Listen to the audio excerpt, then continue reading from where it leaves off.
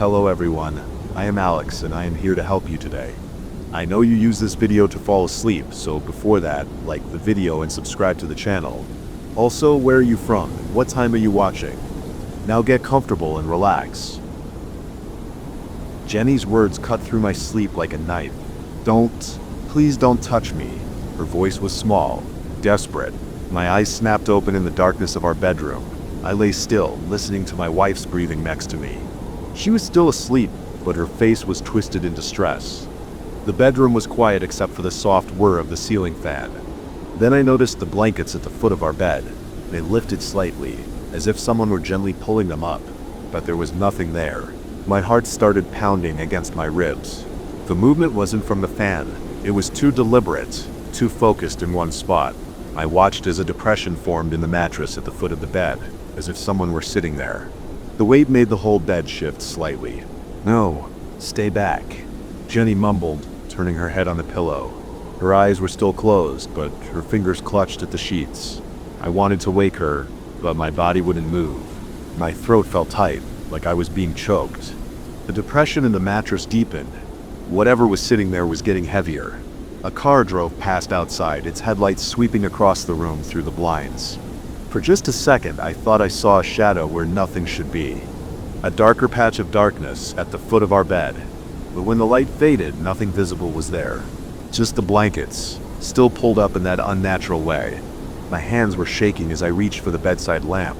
I had to see what was happening. But before I could turn it on, Jenny's whole body went rigid beside me. "Get out," she said in her sleep. Her voice was different now, angry instead of afraid. "This isn't your place. You need to leave." The depression in the mattress vanished. The blankets settled back into place, but the temperature in the room dropped so fast I could see my breath clouding in front of my face. Jenny's eyes flew open, and she sat up with a gasp. "What's wrong?" she asked, looking at my face. "You're white as a sheet," I told her what had happened, watching her expression change from confusion to fear as she remembered fragments of her dream.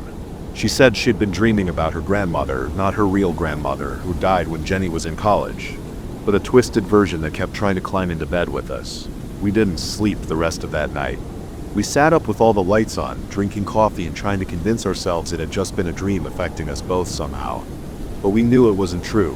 Something had been in our room. The next few nights were quiet. Too quiet, like something was holding its breath, waiting. Jenny started taking sleeping pills to avoid the dreams, but I could tell they weren't working completely. She would twitch and mutter in her sleep, her face drawn with tension. I installed a motion-activated camera at the foot of our bed. The first 2 nights, nothing showed up on the footage. But on the third night, at exactly 3:47 a.m., the camera's infrared light turned on, detecting movement. The video showed the blankets moving on their own, rising and falling like someone was breathing under them. The temperature reading in the corner of the frame dropped from 72 degrees to 45 in less than a minute. I didn't show Jenny the footage. She was already having trouble sleeping, and I didn't want to make it worse. Instead, I started researching. I read everything I could find about sleep paralysis, shared dreams, and supernatural encounters. Most of it was useless, just stories from people trying to explain away their fears. But one account caught my attention. A woman in Oregon described almost exactly what we were experiencing. She said it started after her mother died, and the presence would sit on her bed every night at the same time. It never hurt her, but it seemed to be waiting for something. She finally got rid of it by having her house blessed by a local priest. I'm not religious, but I was desperate enough to try anything. I called several churches in our area and finally found an elderly priest who listened to my story without judgment. Father Martinez came to our house the next day. He walked through each room slowly, sprinkling holy water and reciting prayers in Latin. When he reached our bedroom, he stopped at the foot of the bed. His hands were trembling as he made the sign of the cross. "There was something here," he said quietly. "Something old, but it's not evil, just lost."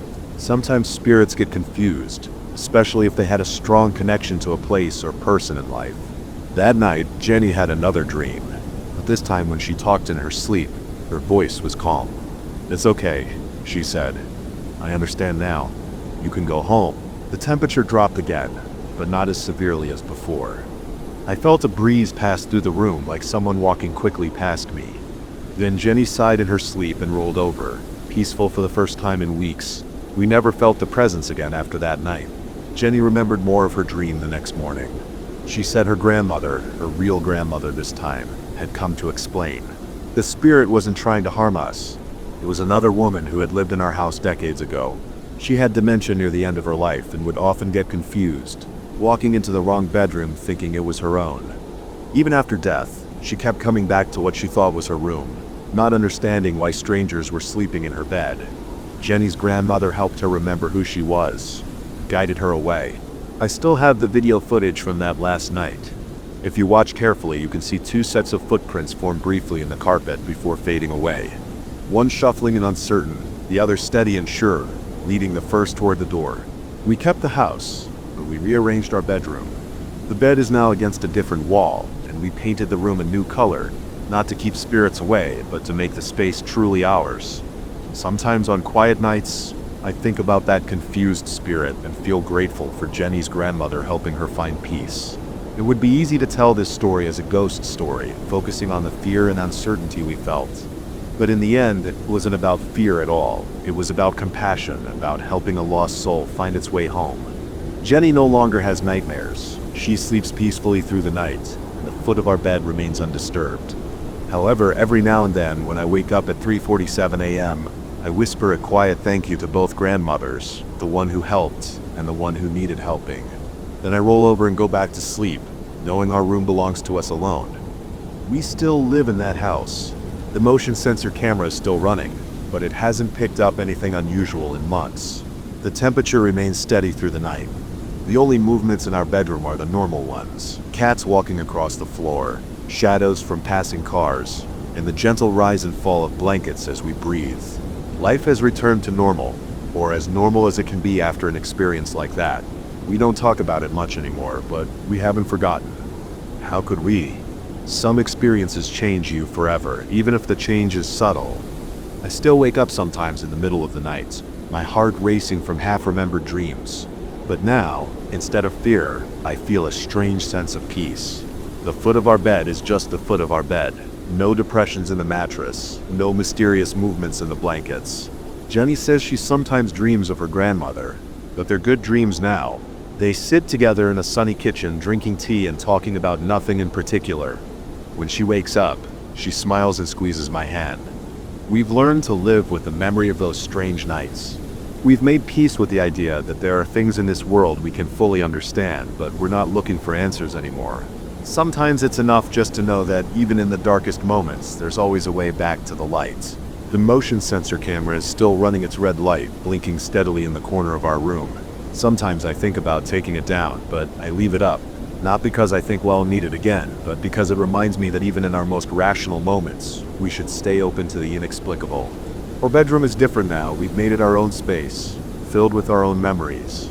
The old spirit's confusion is gone, replaced by the comfortable familiarity of our life together. And if sometimes late at night I think I hear footsteps in the hallway or feel a slight chill in the air, I don't panic anymore.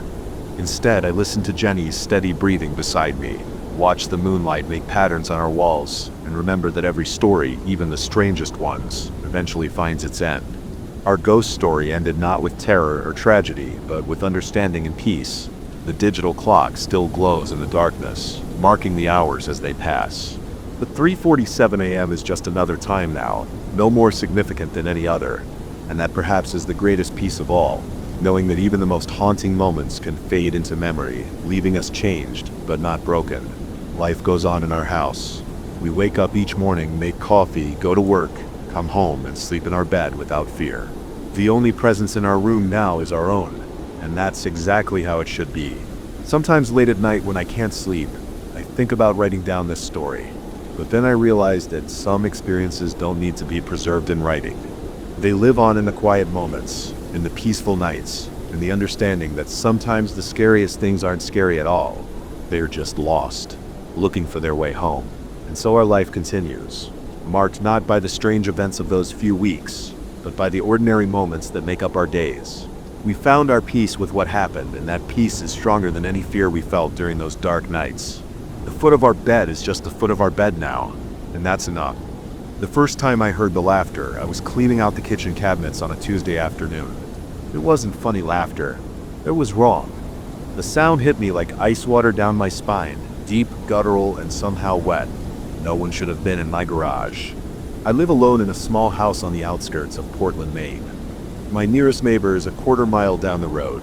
I'd moved here 6 months ago after my divorce, wanting the isolation. The garage sits detached from the house, connected by a covered walkway. The previous owner had used it as a workshop. That afternoon, I was going through the motions of my usual cleaning routine. Martha, my ex-wife, used to say I was obsessive about keeping things organized. Maybe she was right, but the routine helped keep my mind off things. The empty house, the silence, the memories. I had just finished wiping down the inside of the upper cabinets when I heard it. A low chuckle at first, then building into that wet, gurgling laugh. It seemed to echo off the garage walls and carry through the thin door that connected to the kitchen. My hands froze on the cabinet door. The laugh came again, longer this time. It sounded like someone choking while trying to laugh, a horrible liquid sound that made my stomach turn. I grabbed the baseball bat I keep next to the refrigerator. The weight of it felt good in my hands as I moved toward the garage door.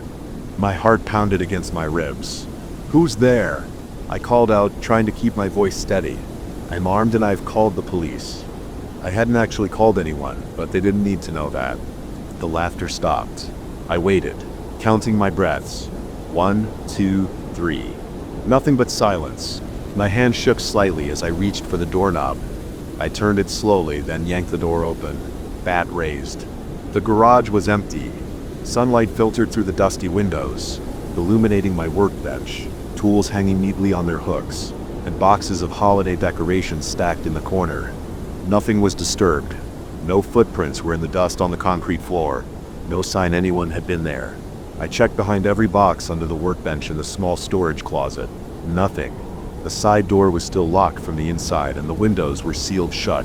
"Must be hearing things," I muttered, lowering the bat. Working too hard. I went back inside, double-checking the locks, but I couldn't shake the sound from my mind, that horrible wet laughter. The rest of the day passed normally. I finished cleaning the kitchen, made dinner, and watched some TV. By bedtime, I had almost convinced myself I'd imagined the whole thing. Almost. I went through my nighttime routine mechanically, brush teeth, wash face, take medications, check all the doors and windows, and set the alarm. The same things I'd done every night since moving in. Sleep came eventually, but it didn't last. The sound jerked me awake at 2:07 a.m. The same laugh, but closer now. Much closer. It was coming from the hallway, right outside my bedroom door. My body went rigid under the covers. Sweat broke out across my forehead, despite the cool air from the ceiling fan. The laugh came again, wet and gurgling, like someone drowning in their own amusement. I couldn't move. I couldn't breathe. My eyes fixed on the thin strip of darkness visible under the door. A shadow passed through that strip of darkness. Something was out there. The floorboards creaked. Another laugh right at my door now. The doorknob began to turn slowly, so slowly. I lunged for the bedside lamp, fingers fumbling with the switch. Light flooded the room. The doorknob stopped moving. The laughter cut off abruptly. My heart hammered so hard I could feel it in my throat. I grabbed my phone with shaking hands, pulled up the flashlight app, and climbed out of bed. The baseball bat was downstairs in the kitchen. Stupid. I should have brought it up. I stood there for what felt like hours, staring at the door. My phone gripped tight in my sweating palm. The silence stretched out, broken only by my ragged breathing. Finally, I gathered my courage and yanked the door open. The hallway was empty. The motion-activated nightlight cast a pale glow over the hardwood floor. Nothing moved in the shadows. I checked every room upstairs, then went down to the first floor. Everything was locked. The alarm system showed no signs of entry, but I knew what I'd heard. I spent the rest of the night in the living room with every light on bat across my lap, jumping at every creak and groan of the old house settling. Morning came eventually. In the harsh light of day, I felt foolish. Stress and isolation were playing tricks on my mind. That's all it was. I needed to get out more. Maybe start dating again. I called in sick to work and spent the day installing more security cameras, adding motion sensors, replacing the old locks with heavy-duty deadbolts. The hardware store clerk gave me odd looks as he rang up my purchases, but I didn't care. That night, I double-checked every lock, tested every camera, and went to bed with the bat propped against my nightstand. I left the bedside lamp on. Sleep came in fits and starts. Every sound jolted me awake. The furnace kicking on, branches scratching against the windows, the ice maker dropping cubes. At 2:07 a.m., the laughter started again. This time, it came from inside my closet. The sound was different now, still wet and gurgling, but with a new edge to it, almost hungry. I lay frozen in bed, staring at the closet door. It was closed, but I could see movement in the gap underneath, something shifting in the darkness beyond. The laughter grew louder, more insistence. The door began to vibrate slightly in its frame. I grabbed the bat and phone, backing toward my bedroom door. My hand shook so badly I nearly dropped both. The closet door started to open. I ran down the hallway, taking the stairs 2 at a time, nearly falling in my panic. The laughter followed, echoing off the walls, seeming to come from everywhere at once. I made it to the kitchen, fumbling with my car keys. I had to get out. I had to. The laughter stopped. In the sudden silence, I heard something wet hitting the floor behind me. Slow, heavy drops, drip, drip. I turned around. The kitchen was empty, but there on the floor, dark glistening spots leading from the doorway to where I stood. I touched one with trembling fingers. It was warm and sticky. The laughter erupted again, right next to my ear, hot, wet breath on my neck. I ran out of the house in my pajamas, jumped in my car, and drove. I didn't stop until I reached the 24-hour diner on the edge of town. The fluorescent lights, the smell of coffee helped calm my racing heart. The elderly waitress didn't bat an eye at my appearance, just poured me a cup of coffee and left me alone in my booth. I spent the rest of the night there, planning my next move. I couldn't go back to the house, not alone. But who would believe me? When dawn broke, I called Mike, my oldest friend from college who lived a few hours away. He was a contractor who had helped me fix up the house when I first moved in. "I need your help," I said when he answered. "Something's wrong with the house." Mike arrived that afternoon. He listened to my story without interrupting, and helped me do a thorough inspection of the house. We checked every corner, crawl space, and vent. Found nothing. Could be raccoons in the walls, he suggested. They can make some weird noises. I didn't bother arguing. How could I explain the wet footprints? The breath on my neck? Mike agreed to stay a few days to help figure things out. We set up camping cots in the living room, safety in numbers. The first night passed quietly, so did the second. On the third night at 2:07 a.m., the laughter started again. It woke us both. Mike sat up on his cots, eyes wide. "What the hell is that?" The sound came from the kitchen, that horrible, wet, gurgling laugh. "You hear it too?" I whispered. Mike nodded slowly. "That's not raccoons." We grabbed our phones and the bat, moving toward the kitchen. The laughter grew louder with each step. The kitchen was dark. The motion sensor light should have activated when we entered, but it remained dead. The laughter seemed to fill the room now, bouncing off the walls, making it impossible to tell where it was coming from. Mike fumbled for the light switch. "Nothing happened. Power's out," he said, voice tight. Our phone lights carved weak circles in the darkness.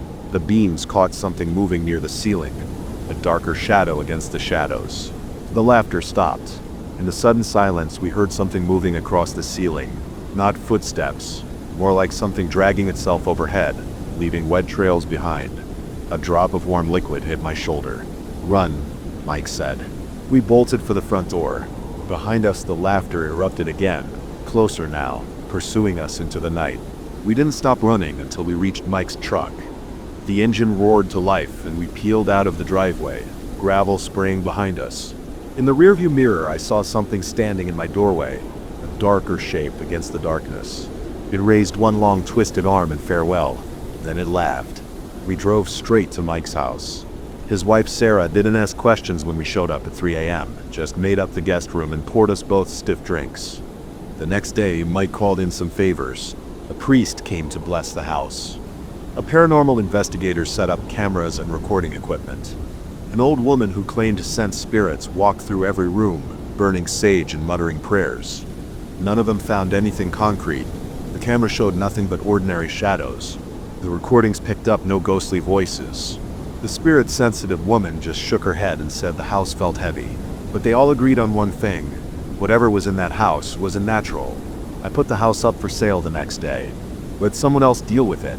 I moved in with Mike and Sarah temporarily while looking for a new place closer to town. The realtor called a week later. No one was interested. The house had a reputation now, stories about strange noises, wet footprints, mysterious laughter in the night. So here I am, stuck with a house I can't sell and can't live in. I drive by sometimes, always during daylight hours.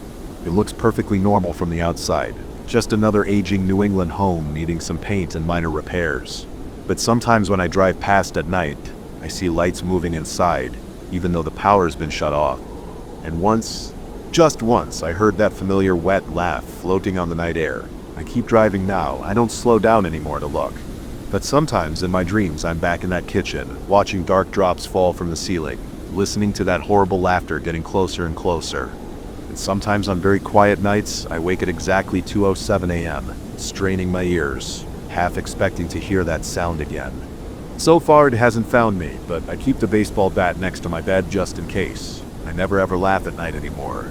The first time I felt it, I was scraping old wallpaper off the wall next to the attic stairs. A wave of heat pressed against my back, like standing too close to a space heater. I turned around, nothing was there. Just the empty hallway and the worn wooden steps leading up to the attic. I went back to work. The heat returned, stronger this time, along with the pressure between my shoulder blades, like someone standing right behind me breathing down my neck. That was 3 weeks ago. Now I'm sitting at my kitchen table at 3 a.m., staring at a stack of old family photos I found in the attic, and my hands won't stop shaking. I inherited this house from my great-aunt Martha 6 months ago. I never knew her well. She was the family recluse, the odd sister who never married and rarely left the property. When her lawyer called to tell me I was her sole heir, I was shocked.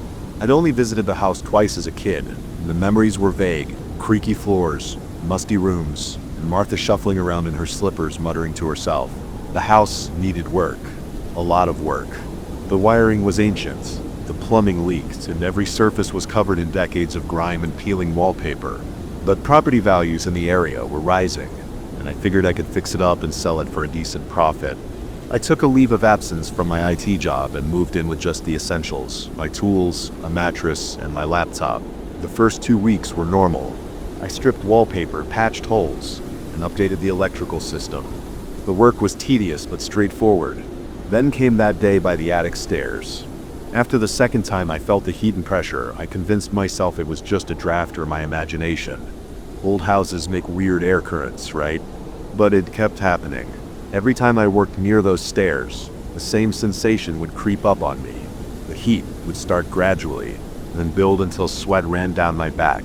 The pressure would increase until I could barely stand it, like someone pressing their full weight against me. I started avoiding that section of the hallway. I'd take the long way around to reach the other rooms. I told myself I was being ridiculous, but I couldn't shake the feeling that something was watching me from those stairs. Last night I finally forced myself to climb up to the attic. I needed to check the insulation anyway, and I was sick of letting this weird fear control me. I grabbed my flashlight and toolbox and started up the steps. The heat hit me halfway up. My shirt stuck to my back instantly. The pressure came next, so strong that I had to grab the railing to keep from stumbling backward. My flashlight beam bounced off dusty boxes and old furniture. The air was thick with decades of accumulated dust. I pushed through the sensation and made it to the top. The attic was huge, running the full length of the house. Boxes and trunks were stacked everywhere, along with sheet-covered furniture and piles of yellowing newspapers. I spotted a box labeled photos and grabbed it, thinking maybe I'd find some old pictures of the house to guide my renovation. The box was full of albums and loose photographs spanning at least 50 years. I brought them downstairs to the kitchen where the light was better. Most were typical family photos: picnics, holidays, birthdays. But then I found one that made my blood run cold. It was a photo of the attic stairs, taken from the hallway below. The image was faded and slightly blurry, probably from the 1970s, based on the wood paneling visible on the walls. But what caught my eye was the dark figure standing halfway up the steps. At first I thought it was just a shadow or a problem with the photo, but the more I looked, the more distinct it became. It was definitely human-shaped, but completely black, like a silhouette cut from dark paper. The figure appeared to be facing down toward the camera. My hands started shaking. I dug through the rest of the photos. There were many more, different years, different times of day, different angles. But in every photo of those stairs, that dark figure was there, always in the same spot, always facing down. I found a photo dated 1962 showing a family gathering. The stairs were visible in the background, and there was the figure. In 1975, Martha's birthday party, the figure stood on the stairs behind the celebrating group. In 1989, a Christmas morning photo, the figure lurked in the shadows of the stairwell while children opened presents in the foreground. Some of the photos had notes on the back, most were just dates and names, but one caught my eye. Another shot of the stairs, this one from 1983, Martha's handwriting on the back read, "It never leaves that spot." I've learned to live with it. I spent the next few hours spreading photos across the kitchen table, arranging them chronologically. The figure first appeared in photos from 1960, right after Martha moved into the house. It was in every single photo of the stairs taken after that date. Always in the same position, always watching. My rational mind tried to find explanations, a trick of light and shadow, a fault in the camera, Martha playing some kind of decades-long prank. But I knew what I felt on those stairs, the heat, the pressure, the sensation of being watched. I pulled out my phone and opened my photo gallery. 2 weeks ago, I had taken some before pictures to document the renovation. I scrolled to the ones I'd taken of the hallway and stairs. My hands were shaking so badly that I almost dropped the phone. There it was, the same dark figure in my photos, in my digital 21st century photos. The sound of creaking wood made me jump. It came from upstairs, from the direction of the attic stairs. I sat absolutely still, barely breathing. Another creak, like someone shifting their weight on old boards. The kitchen suddenly felt too exposed.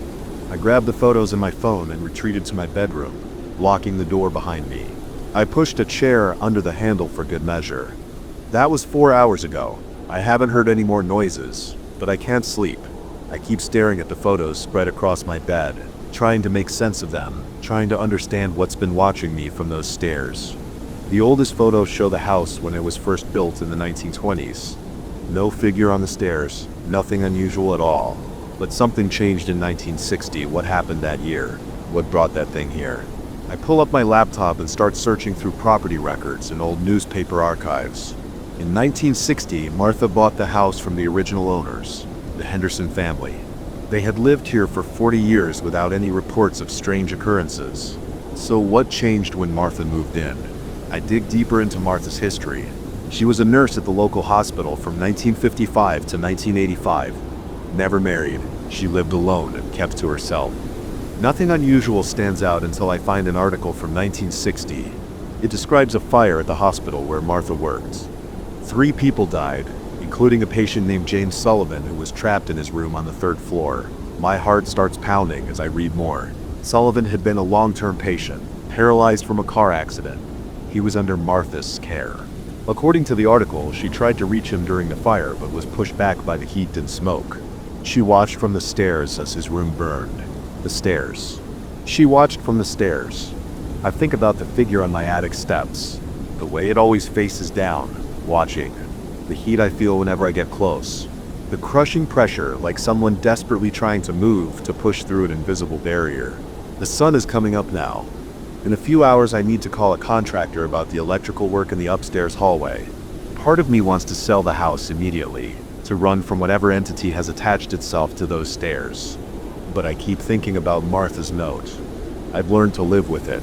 She stayed in this house for over 50 years, sharing it with whatever stands on those stairs. Did she feel guilty about not saving Sullivan? Did she understand that his presence wasn't meant to be threatening, but watching, waiting, remembering? I look at the most recent photo I took, the one on my phone. The figure is there, as clear as ever, but in the morning light it doesn't seem as menacing. It looks patient, like it's been standing guard all these years, keeping vigil on those steps. I get up and walk to my bedroom door. I can hear the house settling, the normal creaks and groans of old wood. But now there's something else, a feeling I hadn't noticed before. Not fear, exactly. More like awareness, acknowledgement. I unlock the door and step into the hallway. The attic stairs are visible at the end of the corridor. I take a deep breath and walk toward them. The heat starts immediately, but I don't fight it this time. The pressure builds between my shoulder blades, and I let it come. I stop at the bottom of the stairs and look up. I can't see anything unusual, but I know it's there. Watching, waiting. Maybe that's all it's ever done. Good morning, I say quietly, feeling slightly ridiculous talking to an empty staircase. I'm going to be working on the wiring today. I hope that's okay. The pressure on my back eases slightly. The heat fades to a gentle warmth like sunlight through a window. I take that as a yes. I've been in this house for 6 months now. The renovation is almost complete, but I'm not sure I want to sell anymore. There's something about this place, about the presence that shares it with me. Martha understood that. Maybe that's why she left it to me. I head to the kitchen to make coffee, already planning my work for the day. The stairs creak behind me, but I don't turn around. Some things I'm learning are better left unobserved. Some presences are meant to be felt, not seen. The figure will be there when I pass the stairs again, standing at its eternal watch. The heat will come in the pressure, and I'll know I'm not alone in this house. It's not exactly comfort, but it's something close to it. A shared vigil, a quiet understanding. I pour my coffee and look out the kitchen window at the rising sun. In a few hours, the contractor will arrive, and I'll have to explain why we need to work around the attic stairs, why that section of the hallway needs to stay exactly as it is. I'm not sure what I'll say. How do you explain sharing your house with a shadow? But that's a problem for later. For now, I sit with my coffee and listen to the old house wake up around me. Somewhere above on the attic stairs, my unusual housemate keeps its watch. The morning light streams through the windows, and I feel the familiar warmth on my back, constant as a heartbeat, steady as time itself. My hands are still shaking as I type this. I need to get it down while it's fresh in my mind, while I can still remember every detail. It happened 3 hours ago on Route 23, that long stretch of road that cuts through Morrison County. I've driven it hundreds of times, but never like this. Never seen anything like this. I was heading home from a late shift at the factory. It was 2:47 a.m. I remember checking my phone at a stop sign, wondering if Sarah would still be awake when I got home. The radio was playing some old country song, turned down low. My headlights cut through the darkness, illuminating the yellow lines that seemed to stretch endlessly into the night. The road was empty. It always is at that hour. Just me, my old Ford pickup, and miles of cornfields on either side. The harvest was weeks ago, leaving only dry stalks that rustled in the wind. The moon hung full and bright overhead, casting everything in that weird silver light that makes familiar things look strange. I first noticed something was off when my truck's temperature gauge started dropping. It had been a cool night, maybe 45 degrees, but suddenly the digital readout showed 38, then 35, then 32. My breath started fogging in front of my face. The heater was still running full blast, but it felt like someone had opened all the windows. That's when I saw it in my peripheral vision, something moving alongside the road, keeping pace with my truck. I was doing about 50 miles an hour, but whatever it was, it matched my speed exactly. At first I thought it was just shadows playing tricks on me, or maybe a deer running parallel to the road. But deer don't run that fast. They definitely don't run like that. I slowed down to get a better look. The figure slowed too, staying perfectly aligned with my passenger side window. It was running on 2 legs, but the movement was all wrong. The stride was too long, too fluid, like watching someone move underwater, except at highway speeds. My headlights caught it full on when I turned slightly to the right. The figure was tall, maybe 7 feet, but thin, impossibly thin. Its skin looked gray in the headlights, but not like human skin, more like wet clay or rubber. No clothes, no hair, just that smooth, uniform surface. Its arms were too long, hanging down past where knees should be, and they didn't swing as it ran. They just trailed behind it like ribbons in the wind. The head was the worst part. It was elongated, stretched back like it was being pulled by some invisible force. Where a face should have been, there was just smooth, featureless gray. No eyes, no mouth, no nose. Just that blank, stretched surface turned toward me as it ran. I hit the gas hard. The engine roared and my truck lurched forward. 60 miles per hour, 70, 75. The figure kept pace, its legs moving in that impossible fluid motion. At 80 miles per hour, it started to fall behind, but only slightly. That's when it did something I'll never forget. It turned its head, a full 180 degrees, to face me while still running forward, and then it changed direction. In one instant, without slowing down or turning its body, it veered sharply right and disappeared into the woods that lined that stretch of road. I slammed on the brakes. I don't know why. Maybe some primitive part of my brain needed to know what I had just seen was real. The truck screeched to a halt, leaving long black marks on the asphalt. I sat there, engine idling, hands gripping the steering wheel so tight my knuckles were white. The temperature gauge started climbing back up, 33, 35, 38. My breath stopped fogging. The night seemed normal again, except for one thing. Where the figure had turned into the woods, there were marks on the road. Not footprints exactly, but depressions in the asphalt. Like someone had taken a hot iron and pressed it into the surface, leaving perfect oval shapes in a line leading into the trees. I got out of the truck. I had to see them up close. The marks were about 18 inches long and 8 inches wide. They were deep, maybe 2 inches into the solid asphalt, and the edges were smooth like they'd been molded. I touched one. It was cold, colder than the air around it. My fingertips went numb almost instantly. The trail of marks led straight into the woods. The trees were thick there, old oaks and maples with heavy branches that blocked out the moonlight. I could see maybe 20 feet in where the marks continued in that straight line, ignoring trees and undergrowth, just pressing through everything in their path. I took out my phone and started taking pictures. It came out clear. The marks were definitely there, perfectly visible in the flash. I took video of two walking along the line of impressions. That's when I heard it. A sound from deep in the woods, like someone dragging something heavy through fallen leaves. But fast. Too fast for anything natural. I ran back to my truck. My hands were shaking so bad that I dropped my keys twice before getting them in the ignition. As I pulled away, I kept checking my mirrors, but the road behind me was empty. Just those marks in the asphalt getting smaller and smaller until they disappeared into the darkness. I drove straight to the police station in Morrison. Officer Jenkins was on duty. I've known him for years. Our kids go to the same school. I showed him the pictures and videos. He listened to my story without interrupting, then made some calls. By sunrise, there were state police and other officials at the site. They took samples of the marks, measurements, photographs, and asked me the same questions over and over. That was 6 hours ago. They're still out there, from what I hear. Some kind of scientist showed up from the state university. They're analyzing the marks, running tests. Officer Jenkins called an hour ago to tell me that they found something strange in the woods. A trail of those same marks running for miles, straight as an arrow, ignoring all obstacles. Trees, rocks, even a small stream. Nothing deflected the path. I'm sitting at my kitchen table now, trying to make sense of it all. Sarah's asleep upstairs. I told her I got held up at work. I haven't decided if I'm going to tell her what really happened.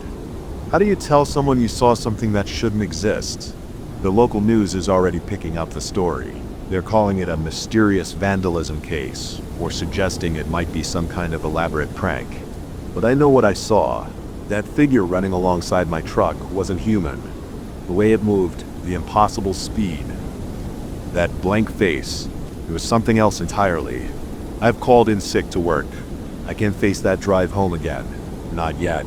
Not while I keep seeing that smooth gray head turning to face me in my mind. Not while I remember the way it just changed direction, defying physics and everything I thought I knew about how things move in this world. The police want me to come in later today to make a formal statement. They're bringing in some experts from out of state. They say people who deal with unusual phenomena. I don't know what to tell them. How do you describe something that shouldn't be possible? I keep checking my phone, looking at the pictures and videos I took. They're still there, still clear as day. The marks in the asphalt, the straight line disappearing into the woods. Proof that it wasn't just my imagination. That something really did run alongside my truck last night at impossible speeds. But there's something else bothering me. Something I noticed when I was reviewing the videos earlier. In one of them, when I was filming the marks leading into the woods, there's a frame, just one frame, where something moves in the background. It's blurry and dark, but I can make out that same elongated head turned at an impossible angle facing directly at the camera from between two trees. I've tried to convince myself it's just a shadow or a trick of the light, but I know what I saw, and I know it saw me too. Whatever that thing was, it was aware. It knew I was watching it, and for some reason it wanted me to see it turn into those woods. The temperature in my kitchen just dropped 10 degrees. The coffee in my mug is starting to frost over. Outside, through my window, I can see the wind has picked up, making the trees sway.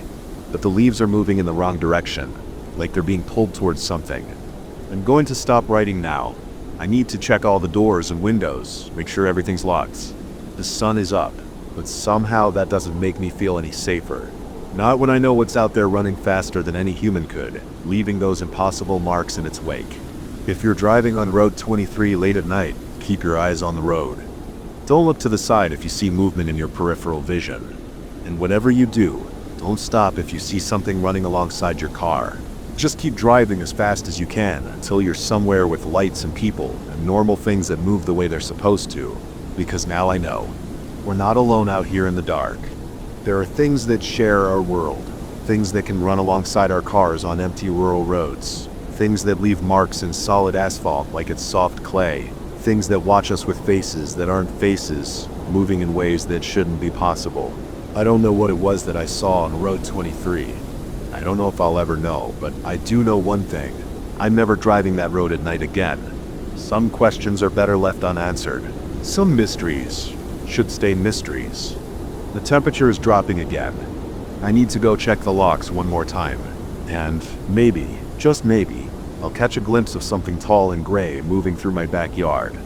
Its head turned at an impossible angle, watching me with a face that isn't a face. But this time I won't stop to take pictures. This time I'll do what I should have done on that dark road. Keep moving, keep going, and try to forget what I saw. Because some things in this world aren't meant to be seen, aren't meant to be understood.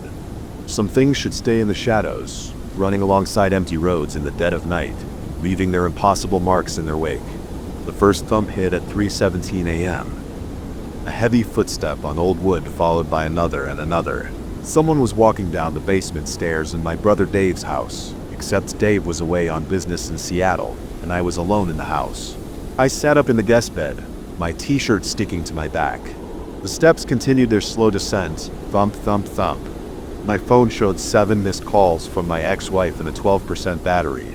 I'd forgotten to plug it in again.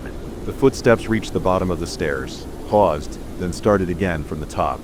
I'd arrived at Dave's place 3 days ago after Karen kicked me out, the 3rd time this year. She'd found the empty whiskey bottles I'd hidden in the garage behind the Christmas decorations. Just until I got back on my feet, I told Dave over the phone. He'd sighed but said yes. He always did. The footsteps kept their rhythm down. Pause, start again from the top. Down, pause, start again. My hands shook as I pulled on my jeans. The guest room was on the 2nd floor directly above the kitchen, where the basement door was located. I knew the layout well. I'd helped Dave renovate the place 5 years ago, before the drinking got bad, before Karen started finding bottles. Thump, thump, thump. I grabbed my phone's flashlight and the baseball bat from beside the bed. Dave had left it there just in case, when he showed me the room. The steps creaked under my feet as I moved toward the hallway. Each sound felt too loud, like they were competing with the footsteps below. The kitchen was dark. Moonlight cut through the windows, casting long shadows across the linoleum floor. The basement door stood closed, its outline barely visible in the darkness. Footsteps continued their pattern behind it. My throat was dry. I needed a drink. The thought came automatically, followed by the usual wave of shame. Focus! Footsteps were the problem now. Focus on the footsteps. I pressed my ear against the door. Sounds were clearer now, heavy boots on wooden stairs, moving with mechanical precision. Down. Pause. Start again from the top. Wood didn't creak like it should under that weight. Steps sounded wrong. My phone buzzed. Karen's name lit up the screen. Not now. I declined the call, and my battery dropped to 11%. The door handle was cold against my palm. I tightened my grip on the bat, thumb finding the worn spot where tape had peeled away. Footsteps continued their rhythm, oblivious or uncaring about my presence. I pulled the door open. Hinges whined. I should have oiled them when Dave asked last year. The basement gaped below, a mouth of absolute darkness that swallowed my phone's weak light. Footsteps stopped. Silence pressed against my ears. I could hear my own breathing, too fast and shallow. Sweat rolled down my back. Air from the basement carried the smell of old wood and concrete dust. Then footsteps started again, from the top. But I could see the stairs now, illuminated by my phone. They were empty. My light traced the steps. 14 of them. I remembered that from the renovation. Each one bare wood, unfinished, because Dave kept talking about carpeting them someday. Nothing moved on them, but the footsteps descended. Thump, thump, thump. The sound reached the bottom, paused, and began again from the top. My light showed nothing. The stairs were empty, but someone was walking down them. Over and over and over, I stepped onto the first stair. The wood creaked under my weight, a different sound from the phantom footsteps. Those were heavier, more final. My phone battery dropped to 10%. Another step down. The footsteps continued their pattern, passing through the space where I stood. No temperature change, no brush of movement, just the sound of boots on wood. 3 steps down. 4. The basement's darkness pressed closer. My phone light caught the edges of Dave's workbench at the bottom of the stairs, his tools hanging in neat rows on the wall. Everything exactly where it should be. Halfway down now, the footsteps kept their pace, walking through me as they descended. My hands were slick with sweat on the bat and phone. 9 steps down. 10. The battery warning flashed. 9%. The footsteps reached the bottom again, paused, and started their descent once more. I reached the basement floor. Concrete cold through my socks. I'd forgotten shoes. My light swept the space. Dave's workshop took up half the basement. Tables lined with projects in various stages of completion. The other half was storage. Boxes of holiday decorations, old furniture, Karen's craft supplies from when she used to visit. The footsteps continued above me now. Down. Pause. Reset. Down. Pause. Reset. My phone light caught something on Dave's workbench. Paper held down by a hammer. Dave's handwriting rushed, but readable. John had to leave for Seattle early. Business emergency. Make yourself at home, but don't go in the basement. Really important. I mean it. Well, explain when I get back, Dave. The footsteps kept their rhythm. My phone dimmed to save power down to 8% battery. I should have gone back upstairs. Should have called Dave. Should have left the house. Should have done anything except what I did next. But I spent 3 years making bad decisions. Why stop now? I moved deeper into the basements. The footsteps continued their pattern on the stairs behind me, a metronomic rhythm of boots on wood.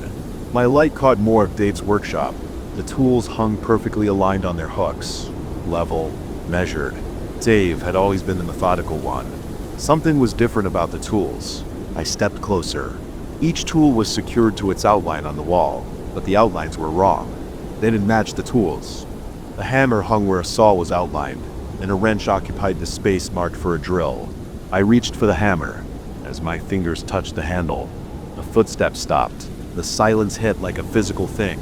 My breath sounded too loud in the sudden quiet. The hammer felt wrong in my hand. Too light, like it was hollow. Behind me, a new sound started. Not footsteps this time. The scrape of metal on metal, coming from deep in the storage area. My phone flashed another warning, 7%. The light dimmed further. The scraping grew louder. Something caught my light at the edge of the storage area, a reflection where there shouldn't be one. Metal where Dave stored cardboard boxes. I moved closer. The boxes were wrong. They looked like cardboard from a distance, but up close I could see the truth. Metal painted to look like cardboard. Perfect replicas of moving boxes, holiday decoration containers, and storage bins. The scraping sound came from behind them. Regular, rhythmic, like the footsteps had been.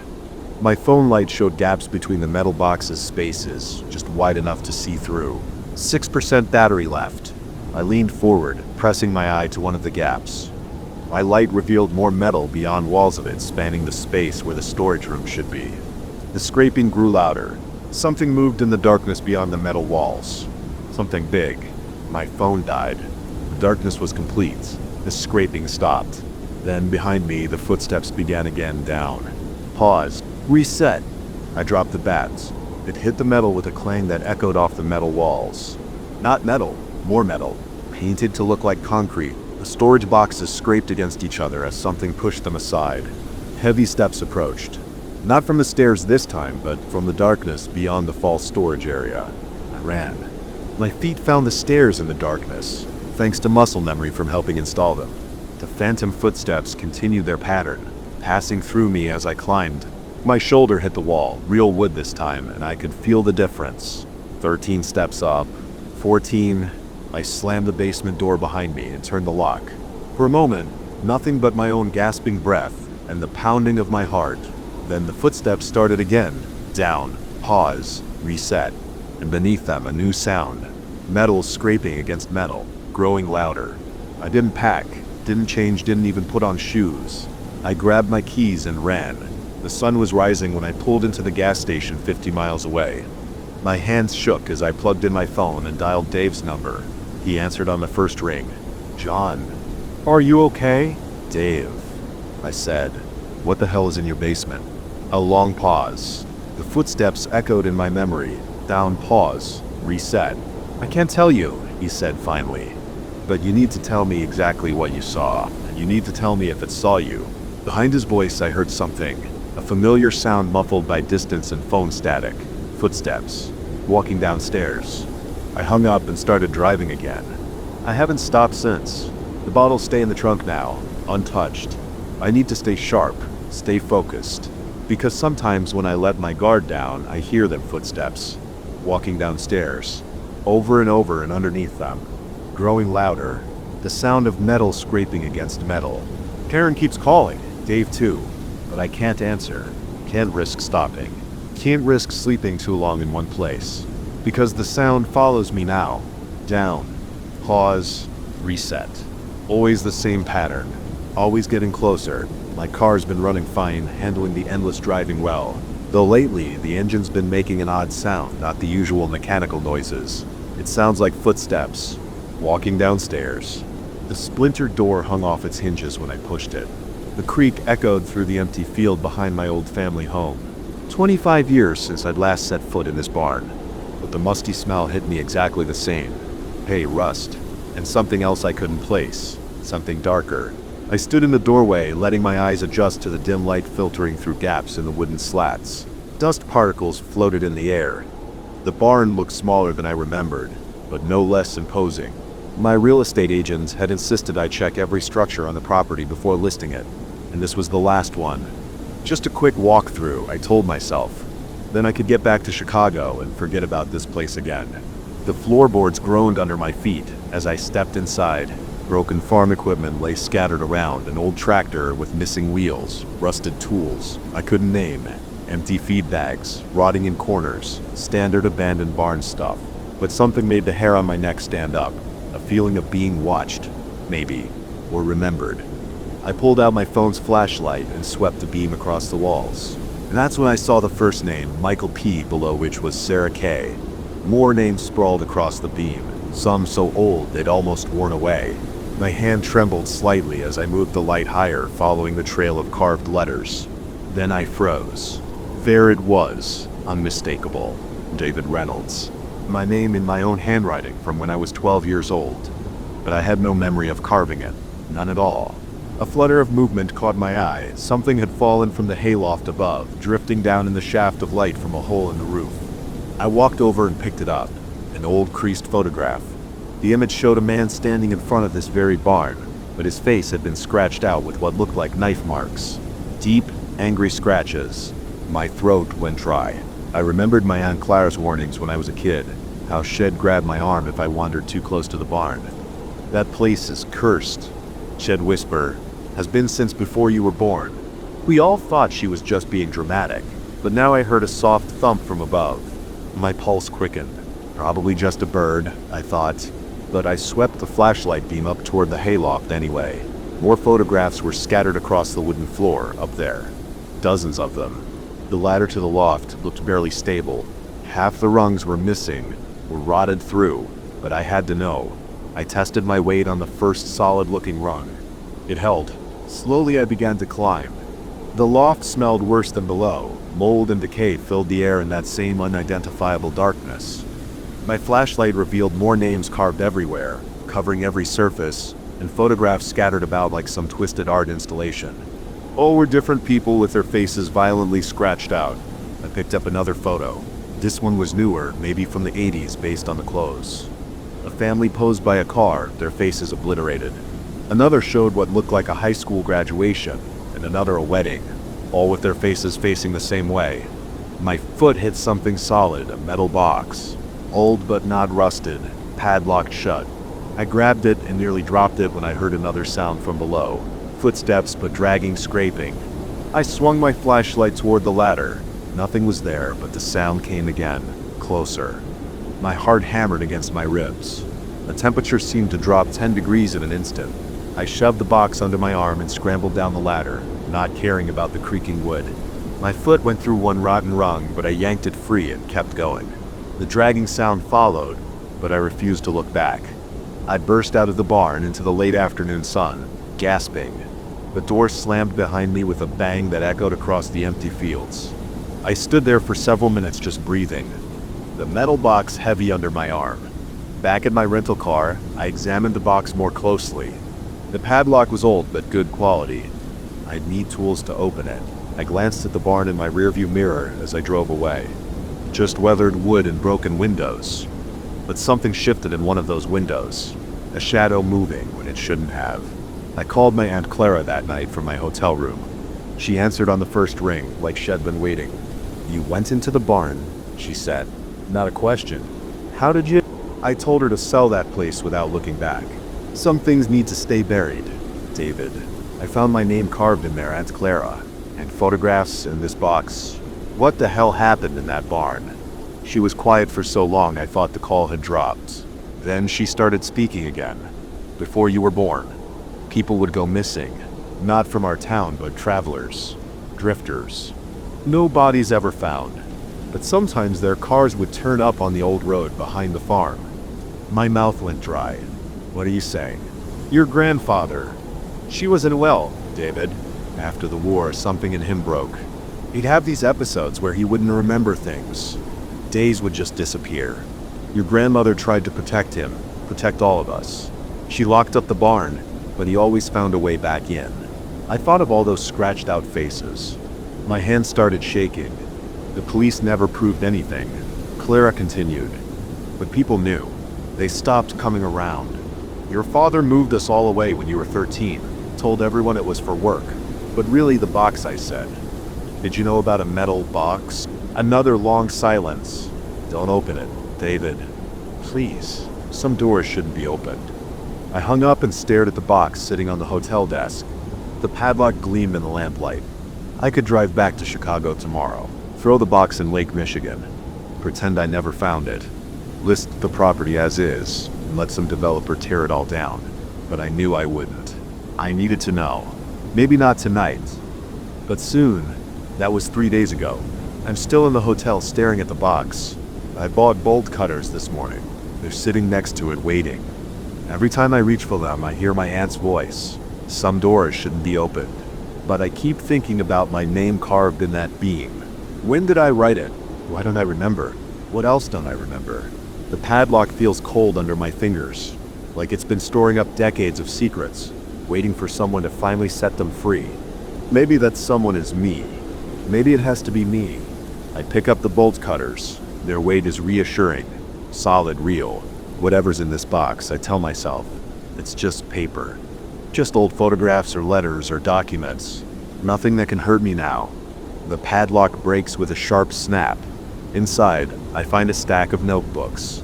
My grandfather's journals, dated from 1946 to 1981. The handwriting starts neat, but grows increasingly erratic. Newspaper clippings about missing persons are scattered throughout. More photographs follow, these ones unmarked. And at the bottom, a single envelope addressed to me in my grandmother's handwriting. The letter inside is short. "Dear David, if you're reading this, you found your way back to the barn. I'm sorry. I tried to protect you from the truth, but maybe that was wrong. Your grandfather wasn't evil. The war changed him, broke something inside that couldn't be fixed. The barn amplified whatever was broken, made him see things that weren't there, made him do things he'd never do otherwise. You were so young when it started affecting you too. Nightmares, sleepwalking, finding you in the barn, carving names you couldn't remember. That's when your father and I knew we had to get you away. The barn feeds on darkness. David, not evil, just regular darkness we all carry inside us. Regrets, anger, fear. It takes those feelings and twists them, makes them grow until they're not yours anymore. I should have burned it down years ago, but I couldn't. Because some small part of me Still hoped your grandfather would come back to us, that whatever the barn took from him could be returned. I was wrong. Burn it all, David. The barn, the photographs, these journals. Burn it and don't look back. Don't let it take from you what it took from him. With love, Grandma Marie. I set the letter down with shaking hands. Through my hotel window, I can see the distant shape of the barn silhouetted against the setting sun. Even from here, it seems to watch me, to wait. My phone rings, making me jump. It's Aunt Clara again. Did you open it? She asks without preamble. Yes. She sighs heavily. Then you know what needs to be done. I look at the journals spread across the hotel bed. So many secrets, so many answers. But my grandmother was right. Some answers aren't worth the cost. They'll take care of it tonight. I tell Clara. Be careful, she says. That place doesn't like to let go easily. I hang up and start gathering the journals and photographs.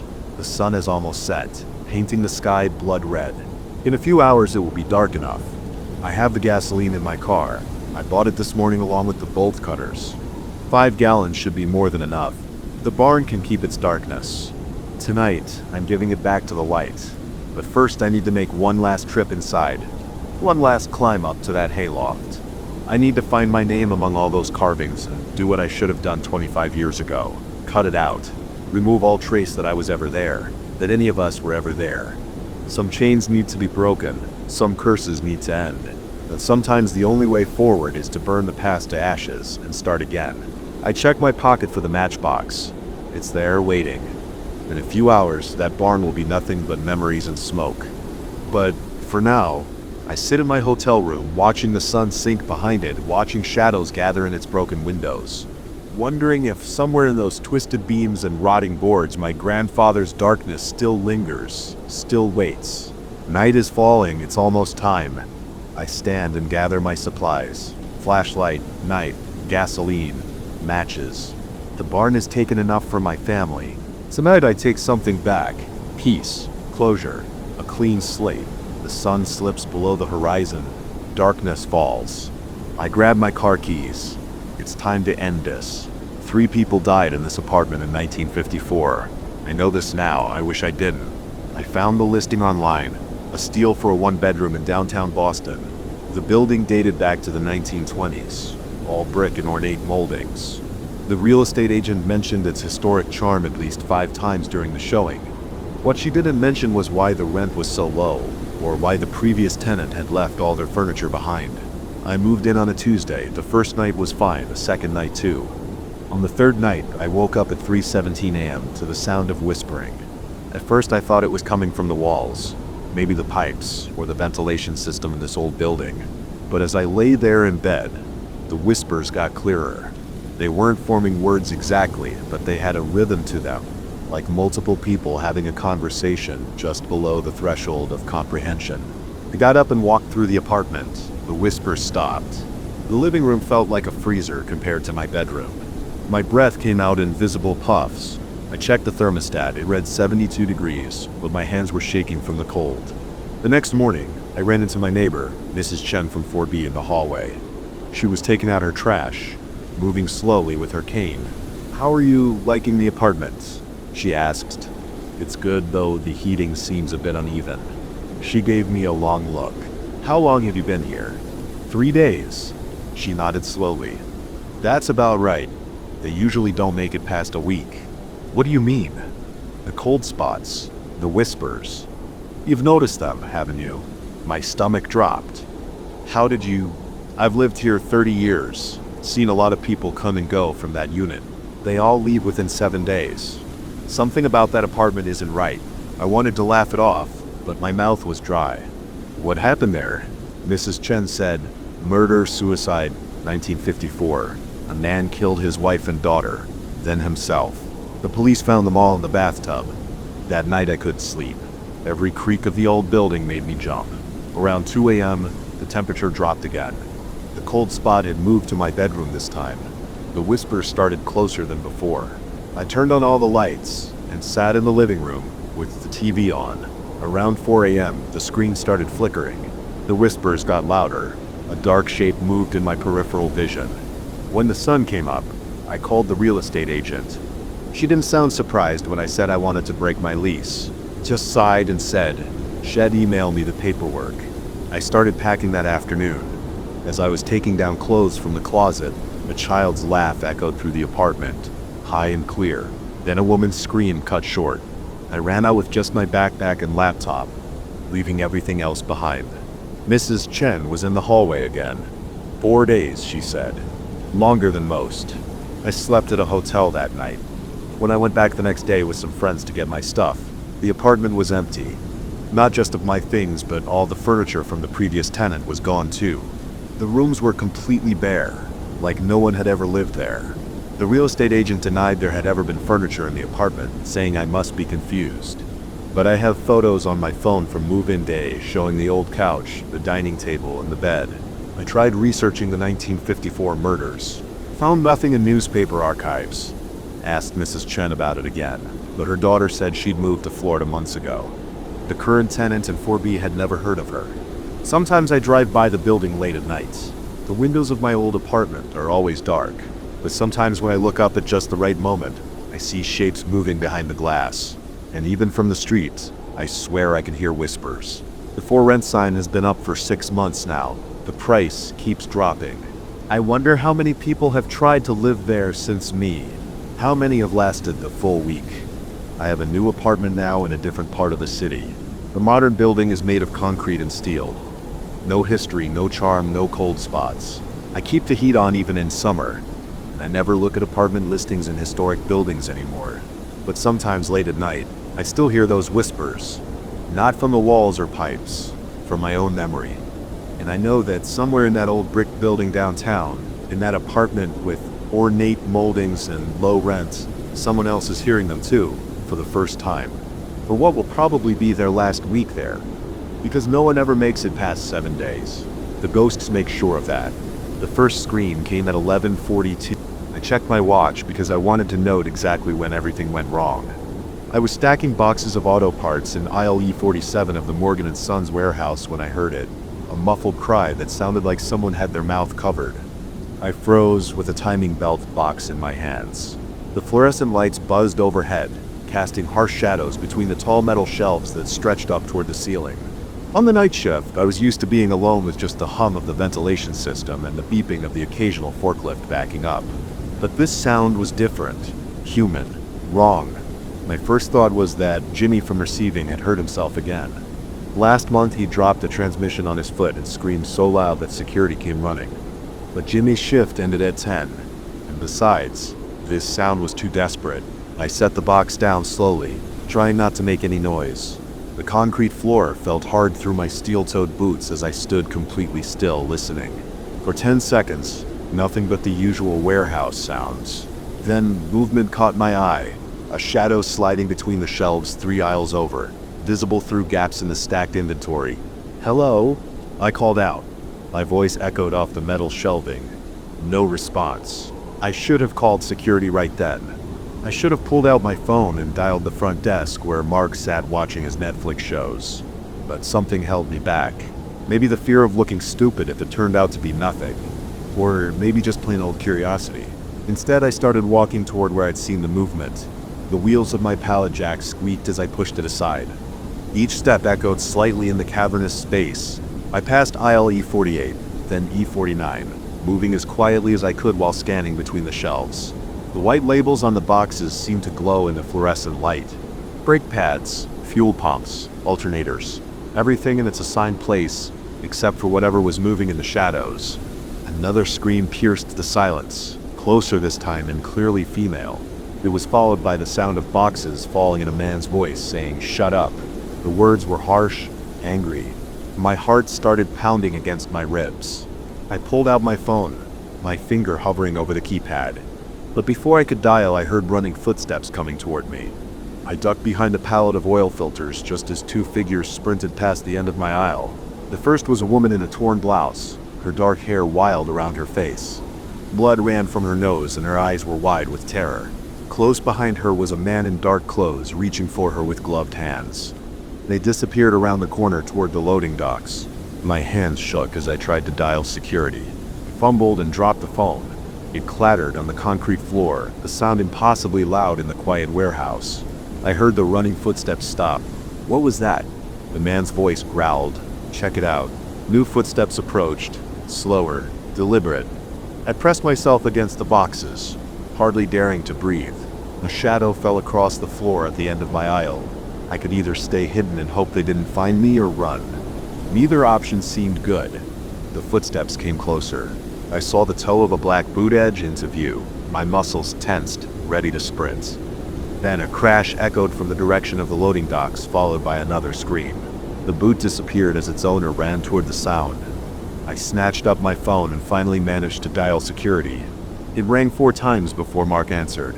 Front desk. Mark, there's someone in the warehouse. 2 people. A woman.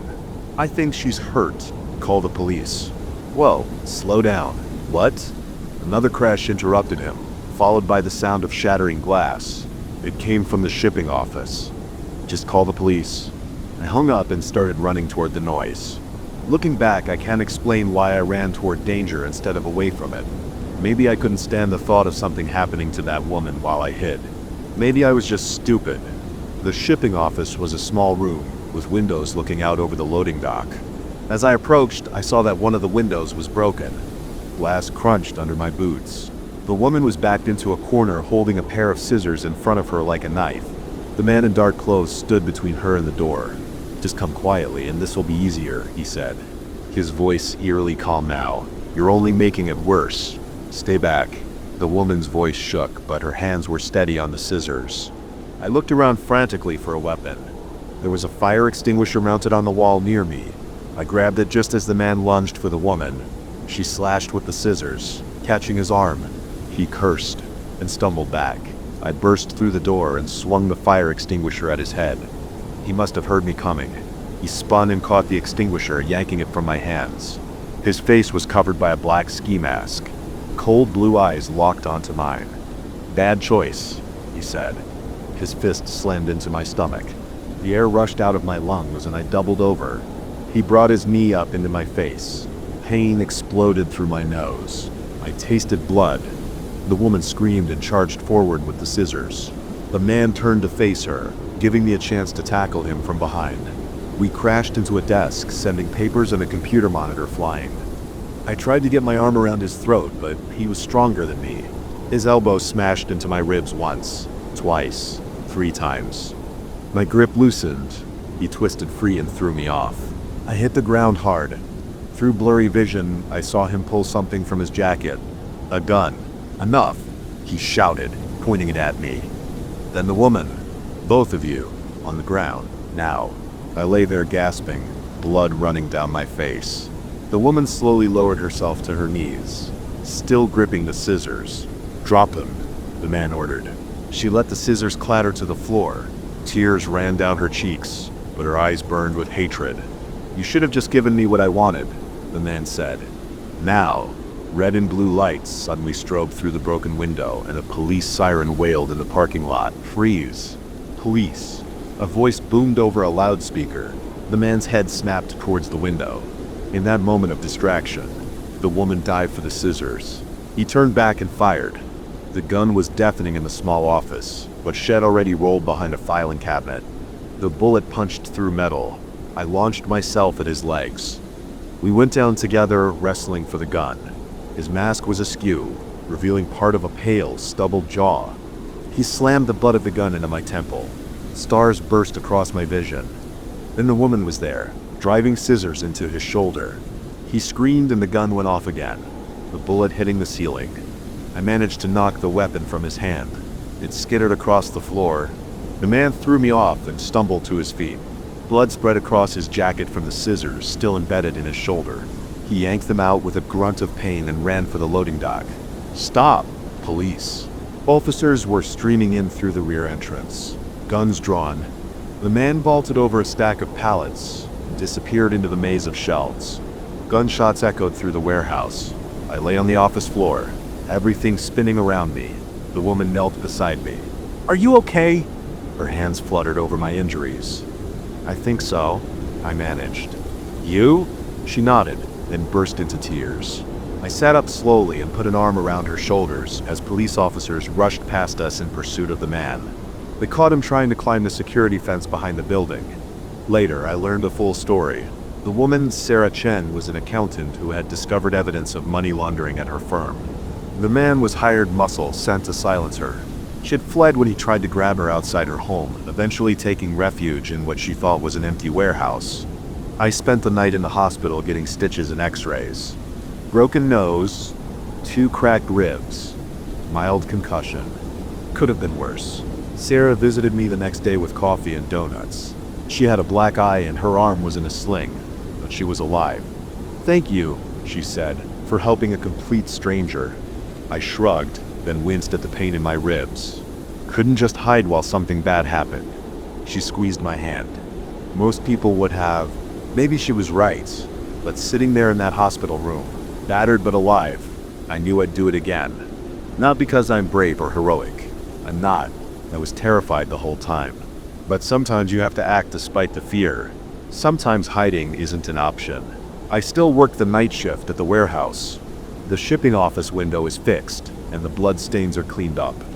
Everything looks normal, but sometimes when I'm alone among the towering shelves, I remember the sound of those screams, the flash of scissors, the weight of the fire extinguisher in my hands. I remember the choice I made. The official incident report lists it as an attempted kidnapping interrupted by warehouse employee Michael Torres. Just another crime statistic, but I know the truth of what happened that night. How close it came to ending differently. How thin the line is between life and death, between acting and hiding. Sarah and I still meet for coffee sometimes. We don't talk much about that night. We don't need to. We both carry the memories, the scars, and the knowledge of what humans are capable of, both the evil and the good. And late at night, when I hear unexpected sounds in the warehouse, I don't hesitate anymore. I call security immediately, but I keep the fire extinguisher close just in case. Some lessons you only need to learn once. Something was moving outside my window at 3:47 a.m. I know the exact time because I checked my phone when the noise woke me up. It wasn't like any animal sound I'd heard before. Not a deer, not a raccoon, not even a bear. The noise came again, a wet clicking sound followed by something heavy dragging across the ground. I sat up in bed. My heart was already beating faster. The rental cabin creaked around me. I picked this place specifically because it was isolated, 2 miles down a dirt road from the nearest neighbor, surrounded by dense forest on all sides. Perfect for a weekend of writing and clearing my head after the divorce. Now that isolation felt like a mistake. The sound came closer to my window. Click, click, drag, click, click, drag. My mouth went dry. I could hear breathing now, deep, raspy breaths that seemed to rattle in a chest much larger than any local wildlife should have. I reached for the flashlight on the nightstand, knocking over an empty water glass in the process. The glass hit the wooden floor with a loud thunk. The breathing and clicking outside stopped immediately. "Shit," I whispered. The silence stretched out, heavy and expectant. My own breathing sounded too loud in my ears. After 30 seconds of complete quiet, I heard it moving again. But now it was heading around to the front of the cabin. The wooden porch boards groaned under its weight. Based on the sound, whatever was out there had to be at least as heavy as a full-grown man. I stood up slowly, trying to avoid making the floorboards creak. The flashlight felt slick in my sweaty palm. I was wearing just boxers and a t-shirt, and the cool air raised goosebumps on my legs. My phone showed no signal. Of course not. That's why I'd chosen this place. The thing outside moved across the porch with slow, deliberate steps.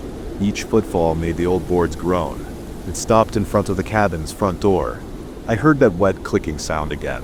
Closer now, followed by what sounded like claws scraping against wood. I had 2 choices. I could stay in the bedroom and hope it went away, or I could try to get a look at whatever was out there. The rational part of my brain said to stay put. But there was another part, the part that made me stop to look at car accidents, the part that made me read about true crime before bed. That needed to know. I crept to my bedroom door and eased it open, wincing at the slight squeak of the hinges. The cabin's main room was dark except for a slice of moonlight coming through the front windows. A scratching at the door had stopped. My bare feet made no sound on the floor as I moved forward. I could see the door now, a solid piece of oak with a small window at head height. The moonlight was bright enough that I should be able to see anything large moving out there. I was 10 feet from the door when a shadow passed across the window. My heart slammed against my ribs. The shadow had been too tall, too wrong in its proportions to be human. I raised the flashlight but kept it off. Not sure if I really wanted to illuminate whatever was on the other side of that door. The door handle rattled, not like something was trying to turn it, more like something was testing it, exploring what it was. The rattling stopped, and I heard that clicking sound right on the other side of the door, followed by what could have been sniffing. My curiosity finally overcame my fear. I thumbed the flashlight switch and aimed it at the window. 2 eyes reflected the beam back at me, but they were all wrong. Huge, the size of softballs, and glowing a pale green like a cat's eyes in headlights. But these weren't cat's eyes. They were set too wide apart, and they were looking down at me from at least 7 feet off the ground. I stumbled backward, the flashlight beam jerking away from the window. When I got it aimed back, the eyes were gone. But now I could hear movement on the porch. Lots of movement, like something big was pacing back and forth. The clicking sound came again, but this time I could see what was making it. A long pale appendage, something between an arm and a tentacle, slithered into view through the window. It was a sickly white color and jointed in all the wrong places. The clicking came from what looked like hard ridges, or plates, running along its length. The appendage probed at the window frame, testing it. My back hit the kitchen counter. I fumbled behind me without taking my eyes off the window, and my hand closed around a knife handle in the dish drain. It wasn't much, but it was better than nothing. The appendage withdrew from the window. For a moment, everything was quiet. Then the whole door shuddered in its frame as something slammed against it from outside. I nearly dropped the flashlight. The door held, but another impact made the hinges creak. Whatever was out there was trying to get in, and based on the force of those hits, the door wouldn't hold for long. I ran back to the bedroom, my feet slapping against the floor. I grabbed my phone and car keys, pulled on the first pair of pants I could find, and shoved my feet into my boots without bothering with socks. Another crash from the front door, louder this time, and the bedroom window. It was my only way out. I could hear the front door splintering as I wrestled with the window's old paint-stuck frame. It finally came loose with a screech of wood on wood. The cool night air hit my face as I stuck my head out and looked down. The bedroom window was about 6 feet off the ground, a hard landing but survivable. Behind me, I heard the front door finally give way with a crack of breaking wood. I didn't hesitate. I dove through the window head first, tucking my shoulder like I remembered from high school sports. I hit the ground and rolled, the impact knocking the wind out of me. The flashlight went flying into the darkness. As I struggled to my feet, gasping for air, I heard something large moving through the cabin. The sound of furniture being knocked over, of claws or talons scraping across wood. It knew I'd been there moments ago. I ran. The rental car was parked 30 yards away, just visible in the moonlight. Behind me, I heard the creature moving fast through the cabin. The window frame splintered as something much too big shoved its way through it. I fumbled with the key fob, pressing the unlock button repeatedly. The car's lights flashed, and I heard the locks click. Almost there. 10 more yards. Something hit the ground behind me with a heavy thud. The clicking sound was faster now, excited. I could hear it moving, its strange gait covering ground quickly. 5 yards to the car. I reached for the door handle. A pale shape rose up in my peripheral vision. Something wrapped around my ankle, one of those wrong-jointed appendages at the surface rough like sandpaper. I was yanked off my feet, the key fob flying from my hand. I hit the ground hard. The thing started dragging me backward toward the darkness beyond the car. I kicked out with my free leg and connected with something solid. The grip on my ankle loosened for a moment. I rolled onto my back, pulling the knife from my pocket. In the moonlight, I finally got a clear look at what had me. It was huge. 9 feet tall at least. Its body a pale white that seemed to glow faintly in the darkness. The main mass of its body was vaguely humanoid, but that's where any resemblance to anything normal ended. 4 of those jointed appendages extended from its torso, each one at least 8 feet long. They moved independently, weaving through the air like snakes. Its head was the worst part. It was too wide with no real face to speak of. Just those huge green eyes and what looked like a mass of smaller tentacles where a mouth should be. The tentacles writhed and twisted, and that clicking sound came from small hard plates running along their length. The creature pulled me closer. I slashed out with the knife, catching one of the appendages. A clear fluid leaked from the cut, and the creature made a sound. a high-pitched keening that made my teeth hurt. It released my ankle. I scrambled backward, got my feet under me, and ran. Not for the car. I'd lost the keys in the scuffle, and looking for them would take too long. Instead, I ran for the trees. I could hear it pursuing me, its strange locomotion covering ground fast. The forest was dark, but the moonlight provided enough illumination to avoid running straight into trees. Branches whipped at my face as I ran. The thing behind me moved through the underbrush, like it wasn't there, that clicking sound getting closer. I lost track of how long I ran. My lungs burned and my legs felt like lead, but I could still hear it behind me, never more than 20 yards back. Sometimes it would get closer and I feel one of those appendages swish through the air just behind my head. The ground started to slope upward. I was running uphill now, my already burning legs protesting the extra effort. But I knew this area from hiking earlier. There was an old fire tower at the top of this hill. If I could reach it, maybe I could. I didn't get to finish that thought. My foot caught on an exposed root, and I went down hard. Before I could get up, something wrapped around my waist and lifted me into the air. I was turned around to face the creature. Those giant green eyes stared at me, and the massive tentacles around its mouth region writhed faster. Up close, I could smell it, a strange chemical smell like ozone and rotting vegetation. More of those appendages wrapped around my arms and legs, holding me spread eagle in the air. The knife was still in my hand, but I couldn't move my arm enough to use it. The creature brought my face close to its own. Those mouth tentacles reached toward me. That's when I heard the helicopter. The sound was distant at first, but growing louder quickly. The creature's head snapped up, those big eyes reflecting moonlight as it looked toward the sound. The grip on my limbs loosened slightly. A bright light suddenly swept over us as the helicopter crested the hill. The creature made that keening sound again and dropped me. I hit the ground hard, but managed to roll away. The helicopter was military, I could see that now. A spotlight mounted on its side illuminated the creature, which was backing away from the light. More helicopters appeared over the hill, all training spotlights on the creature. Men were fast roping down from the helicopters now, dressed in what looked like hazmat suits. They carried strange-looking weapons that hummed with electricity. The creature keened again and tried to retreat, but it was surrounded. Blue-white lightning arced from the weapons, striking the creature. It convulsed, those long appendages thrashing wildly. More bolts hit it until it finally collapsed. Someone grabbed my arm. I spun around, knife raised, but it was another person in a hazmat suit. "Mr. Peterson," a voice said through the suit speaker. "And Agent Sarah Chen, Department of Special Containment. We need you to come with us." I looked back at the creature. Men in suits were approaching it cautiously, weapons ready. One of them was unfolding what looked like a large metallic net. What is that thing?" I asked. "That's classified," Agent Chen said. "But you're not the first person to encounter one. Come on, we need to get you debriefed and you'll need to sign some paperwork." She led me toward one of the helicopters that had landed in a small clearing. As we walked, I could hear the creature being loaded into some kind of container. "Are there more of them?" Agent Chen was quiet for a moment. "Mr. Peterson, the best thing you can do right now is try to forget this ever happened. Trust me on that." I looked back one last time. The creature was almost completely covered by the metallic net now.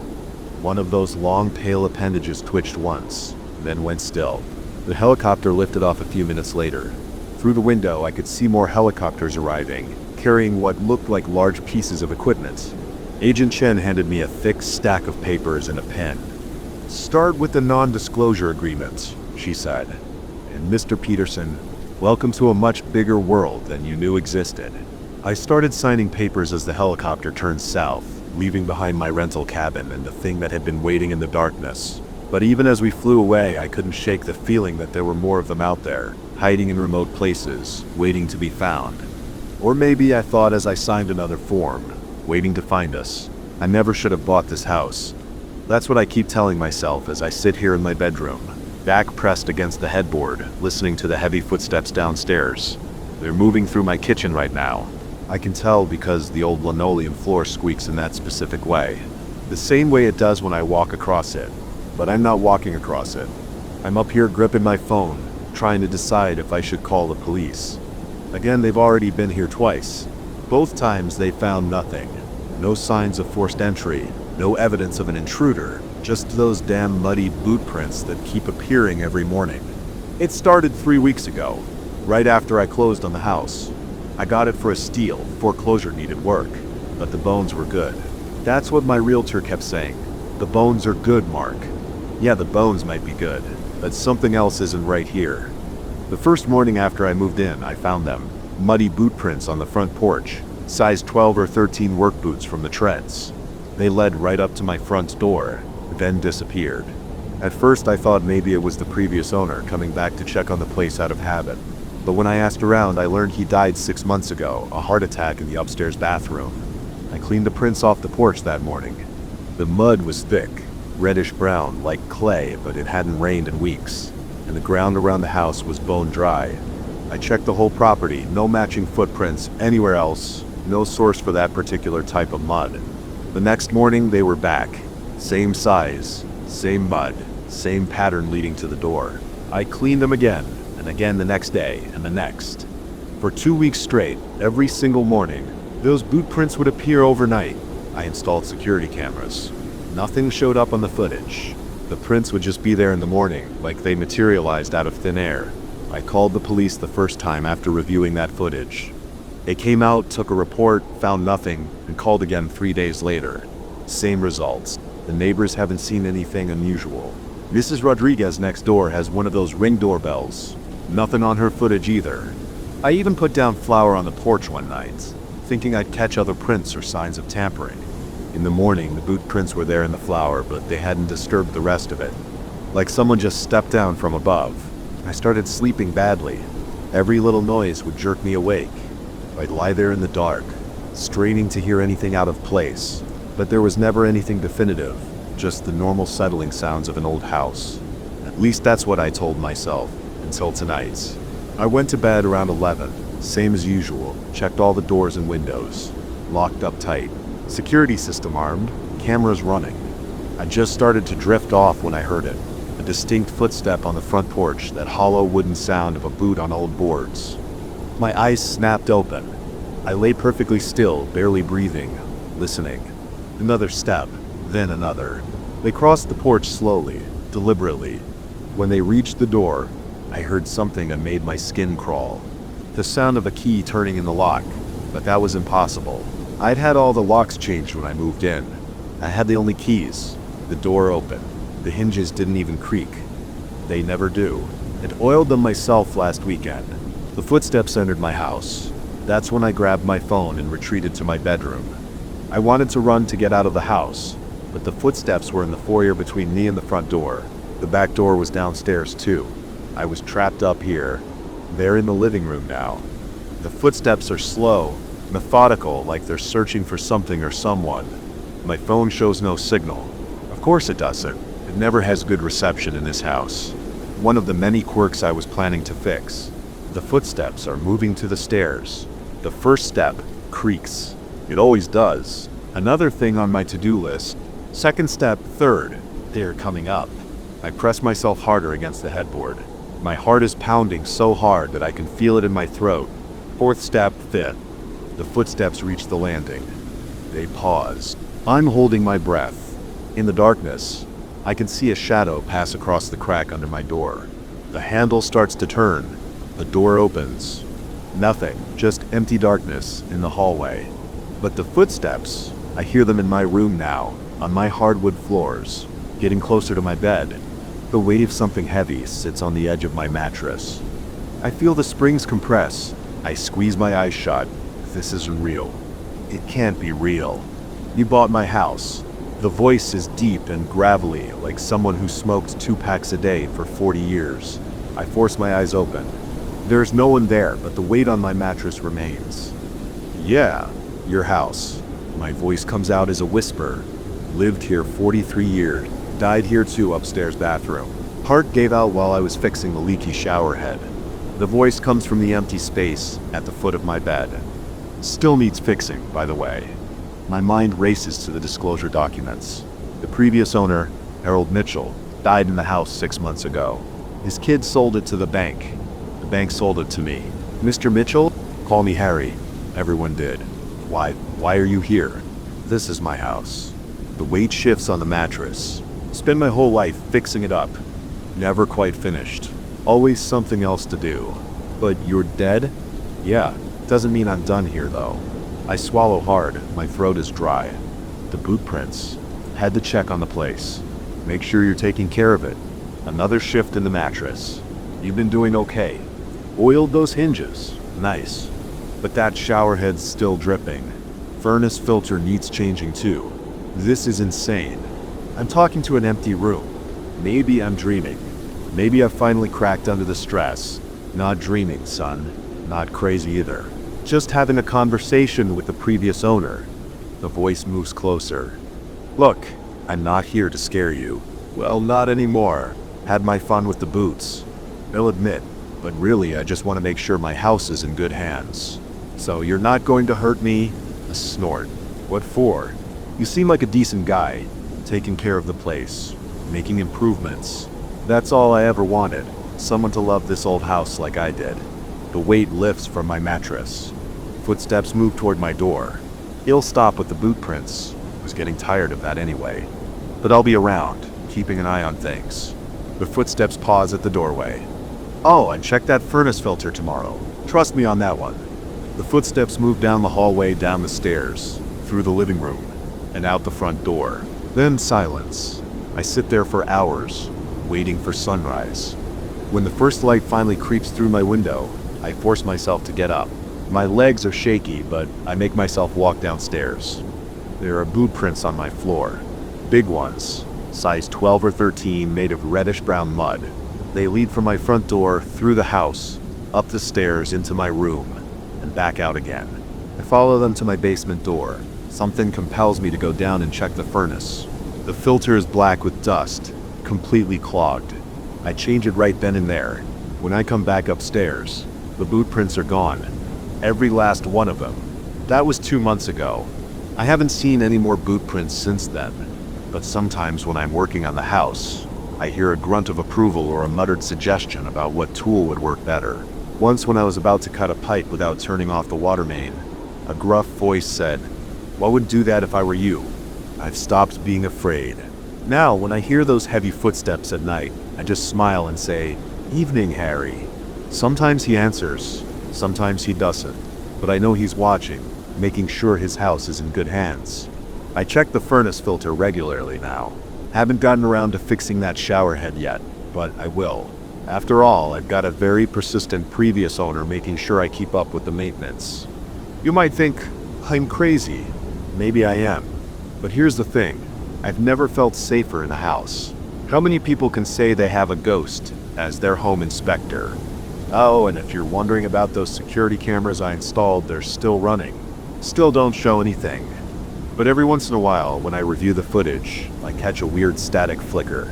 And if I pause it just right, sometimes I can make out what looks like a tall figure in work boots carrying a tool belt. I guess some people never really leave their homes. And sometimes, if you're lucky, they stick around to help you make it your home too. The shower's dripping again. I should probably fix that. I think I hear footsteps heading toward the bathroom. Sounds like Harry's getting impatient. Better get my tools. I shouldn't have gone back to that creek. Looking back now, every rational part of me knows that. But I did go back again and again, until I found out what those whispers meant. I wish I hadn't. It started 3 weeks ago on what should have been a normal hiking trip with my friends Mike and Sarah. We'd done this trail dozens of times before. It was our go-to weekend escape from Boston, a 4-hour drive into the White Mountains of New Hampshire. The Lancaster Trail wasn't on any tourist maps. Mike had discovered it years ago during his Forest Service days, and we liked it that way. No crowds, no selfie-taking tourists, just pure wilderness. The morning started like any other. We parked Mike's Subaru at the unmarked trailhead at 7 a.m. sharp. The air was crisp, early October in New England, when the leaves are just starting to turn, but haven't peaked yet. Sarah handed out the trail mix she always made. Heavy on the M&Ms, light on the raisins. She knew my preferences. Mike did his usual equipment check, making sure we had enough water and our emergency gear was in order. We'd been hiking for about 2 hours when I first noticed something was off. The trail had been winding steadily uphill, following an old logging road before veering off into denser forest. That's when I heard it. A sound so faint I almost convinced myself it was just the wind in the trees. Almost. Hold up, I said, stopping in my tracks. Mike and Sarah continued a few steps before turning back. "What's up, Dan?" Mike asked, adjusting his pack. "Do you guys hear that?" Both of them went quiet, listening. The forest sounds continued. Wind in the branches, a woodpecker somewhere in the distance, and the crunch of leaves under our boots. "Hear what?" Sarah asked after a moment. I held up my hand for silence again. There it was, a whisper like someone talking very quietly, just at the edge of hearing. It seemed to be coming from off-trail, down toward where I could hear running water. "There's someone down there," I said, pointing toward the sound of the creek. Mike shook his head. "We're 8 miles from the nearest road." "Dan, nobody comes out here. I'm telling you, I hear voices, like whispers." Sarah gave me that look. She gets when she thinks I'm being dramatic. "It's probably just the water. Sound carries weird in the mountains." I wanted to believe her. It would have been easier, but I knew what I heard wasn't water. Water doesn't form words, even if you can't quite make them out. "I'm going to check it out," I said, already stepping off the trail. "Dan, come on," Mike called after me. "We've got 4 more miles to the camping spot. 5 minutes. Just let me look." The slope down to the creek was steep and slippery with wet leaves. I had to grab onto saplings to keep from sliding. The whispers got clearer as I descended. Definitely voices. Definitely more than one. Speaking in low, urgent tones. But I still couldn't make out the words. The creek came into view through the trees. It wasn't much more than a stream, really. Maybe 6 feet across, tumbling over moss-covered rocks. The whispers were loud now, seeming to come from just around a bend in the creek bed. "Hello?" I called out. The whispers stopped instantly. I moved forward carefully, scanning the area. There was nobody there. No camping gear. No footprints in the mud by the water's edge. No signs anyone had been there at all. The only sound was the running water. "Dan?" Mike's voice came from up on the trail. "You okay down there?" "Yeah," I called back, still looking around. "It'll be right up." I stood there for another minute, trying to understand what I'd heard. The whispers didn't return. Eventually, I made my way back up to my friends. "Find your mystery people?" Sarah asked with a slight smirk. "No," I admitted. "But I swear I heard something." "Probably just tired," Mike said, clapping me on the shoulder. "Come on, let's make some miles." We continued hiking, but I couldn't shake the uneasy feeling. Every few minutes, I'd catch myself straining to hear the whispers again. They didn't return, but the memory of them stayed with me. We made it to our camping spot just before sunset. It was a small clearing on a ridge with a fire pit previous hikers had built. As Mike and Sarah set up their tent, I gathered firewood, trying to stay busy to keep my mind off what had happened. That night around the campfire, I almost brought it up again, but I could already imagine their reactions. More concerned looks, more gentle suggestions that I was just tired or imagining things. So I kept quiet, roasting marshmallows and listening to Mike's story about the bear he'd encountered last summer. We hiked out the next morning without incident. The whispers didn't return, and by the time we reached the car, I'd almost convinced myself Sarah was right. Just water sounds playing tricks on my ears. That should have been the end of it. A weird experience to tell at parties. Nothing more. But 3 days later, I couldn't stop thinking about it. I was sitting at my desk at work, supposedly reviewing quarterly reports, but really just staring at my computer screen, replaying those whispers in my head. I opened Google and started searching.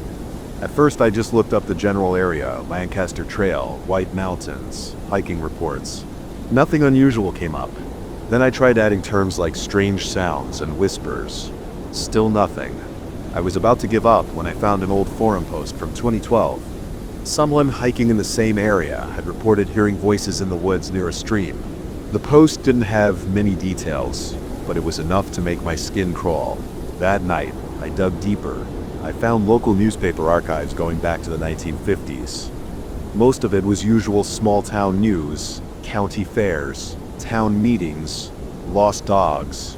But in 1978, there was a story that caught my eye. A search and rescue operation for a missing hiker had focused on an area near Lancaster Trail. They never found him, but one of the rescue team members reported hearing strange voices during the search. I had to know more. I called in sick to work on Friday and drove back up to New Hampshire. I told myself I was being ridiculous, but I couldn't shake the feeling that there was something there, something important. This time I came prepared. I brought a digital voice recorder, a better flashlight, and a more detailed map of the area. I also brought my GPS to mark exactly where I'd heard the whispers. The trail felt different alone. Every snapping twig made me jump. The forest seemed darker, more closed in. It took me longer to reach the spot without Mike setting the pace. But around noon, I recognized the section of trail where we had stopped before. I marked my location on the GPS and started down toward the creek again. The slope seemed steeper than I remembered. Halfway down, I turned on the voice recorder. The creek was running higher than last time. We had had rain earlier in the week. I stood there for a long time, just listening. Nothing but water sounds and bird calls. "Hello?" I called out, feeling foolish. "Is anyone there?" No response. I walked along the creek bank, careful not to slip on the wet rocks. After about 10 minutes, I was ready to give up. Then I heard it. The whispers started so quietly I almost missed them, but they were there, clearer than before. Multiple voices speaking quickly and urgently seemed to be coming from the other side of the creek. I fumbled with the voice recorder, making sure it was still running. Carefully, I stepped onto the first rock to cross the creek. The whispers got louder. I could almost make out words now. Halfway across, my foot slipped. I caught myself before falling, but the voice recorder wasn't so lucky. It flew from my hand and hit a rock before falling into the water. I watched helplessly as the currents carried it downstream. The whispers stopped again. I stood there on that rock in the middle of the creek, my heart pounding, wondering what to do next. That's when I noticed something strange about the opposite bank. There was a small opening in the rocks I hadn't seen before, partially hidden by ferns. It looked like the entrance to a cave or tunnel. The whispers started again, definitely coming from that direction.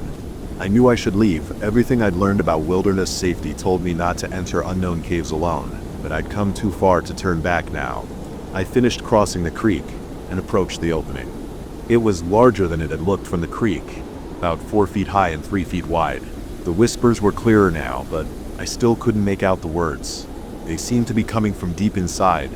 I took out my flashlight and shone it into the opening. The beam revealed a narrow tunnel sloping downward. The walls were smooth, almost too smooth to be natural. Water trickled down one side and the air coming from inside was cold. I had to crouch to enter. The tunnel extended about 20 feet before making a sharp turn to the right. The whispers echoed off the walls, making it impossible to tell how far away they were. After the turn, the tunnel widened into a small chamber. My flashlight beam showed more tunnel openings leading off in different directions. The whispers seemed to be coming from all of them now, overlapping and echoing until they were just a constant susurration of unintelligible voices. I took another step forward. My foot hit something that clattered across the rocky floor. I swung my flashlight down. It was a camera, an old one covered in dust, but otherwise intact. I picked it up with trembling hands. The brand name had worn off, but it looked like it was from the 1970s. The whispers grew louder. I could almost understand them now, almost make out what they were saying. I took another step forward. My flashlight flickered. I froze. The light flickered again, and then went out completely. The darkness was absolute. The whispers surrounded me now, and for the first time I could understand the words. They were saying my name. I ran. I don't remember dropping the camera. I don't remember finding my way back through the tunnel. My next clear memory is breaking out into daylight. Gasping for air, my clothes soaked with creek water and cave mud. I didn't stop running until I reached the trail. My hands were bleeding from grabbing rocks and trees, but I barely felt it. I made it back to my car, and half the time it had taken me to hike in. At night in my apartment back in Boston, I finally looked up the news story about the missing hiker from 1978. His name was Daniel Morrison. He was carrying a camera when he disappeared. I haven't been back to Lancaster Trail since then. Mike and Sarah have invited me hiking several times, but I always find an excuse not to go. They wouldn't understand. Sometimes at night, when everything is quiet, I think I can hear whispers again. They're probably just the pipes in my building or traffic from the street below. Probably. But I keep thinking about that camera, lying there in the darkness, and I wonder if someone found it now. Would the film inside still be intact? Would it show what happened to Daniel Morrison? Would it show what's really down there in those tunnels? I don't want to know the answers, but sometimes, in my dreams, the whispers tell me anyway. Last week I got a letter. No return address, just my name and address, typed on a plain envelope. Inside was a single photograph, badly damaged by water and time. Most of it was too faded to make out, but in one corner I could clearly see a tunnel entrance in a rocky bank, partially hidden by ferns. Then I burned the photograph. After that, I changed my phone number and deleted my social media accounts. I'm moving next month to Arizona, somewhere dry, somewhere far from forests and mountains and hidden streams. But part of me knows it won't matter because the whispers aren't coming from that cave. Not really. They're coming from somewhere else, somewhere much closer. And they know my name now. They know my name and they're getting louder. The first message appeared 3 days after I moved in. I was brushing my teeth when I noticed it forming in the condensation on the mirror. Get out while you can. The letters were backwards, like someone had written them from inside the glass. I wiped it away immediately, but my hand was shaking so badly that I dropped my toothbrush in the sink. I'd taken the room because it was cheap and close to downtown Seattle. The Craigslist ad had mentioned 2 other roommates, but I hadn't met them yet. Our schedules didn't align. I heard them sometimes, moving around in their rooms or in the kitchen, but we were like ships passing in the night. The apartment itself was nothing special. Beige walls, worn carpet, furniture that had seen better days. But it was a roof over my head while I got back on my feet after my divorce. That first morning, I convinced myself it was just my imagination playing tricks on me. Sleep deprivation from the move, stress from the separation, whatever. I went to work at the accounting firm like nothing had happened. But when I came home and took my evening shower, there it was again. The others didn't listen. The steam from the hot water made the letters appear slowly, one by one, like invisible fingers dragging through the condensation. I cleaned the mirror thoroughly with Windex, making sure to get every corner. The next morning, a new message appeared. They never leave. My hands were sweating as I wiped it away. I started taking photos with my phone to prove to myself I wasn't losing it. After a week, I began documenting everything in a notebook. The messages appeared twice daily, always when I showered or when the mirror fogged up from sink steam. They never repeated exactly, but they all carried the same warning tone. Watch your back. Don't sleep too deeply. Check the logs. They're always watching. I installed a small security camera in the bathroom, pointing it at the mirror. The footage showed nothing. The messages just appeared in the condensation as if by themselves, letter by letter in reverse. The sound of my roommates became more noticeable. Footsteps in the hall at odd hours, cabinets opening and closing in the kitchen at 3 a.m. Sometimes I wake up to find things in my room slightly moved. My laptop shifted an inch to the left, my shoes arranged differently by the door, my coffee mug on the opposite side of the desk. I tried leaving notes for my roommates under their doors. Hey, would love to meet up and chat sometime. No response. I knocked on their doors during reasonable hours, but no one ever answered. The rent was automatically deducted from my account each month, so I had no reason to contact the landlord. The messages grew more urgent. Check behind the walls. Listen for the scratching. Count the shadows. They move at night. I started sleeping with my bedroom door locked and a chair wedged under the handle.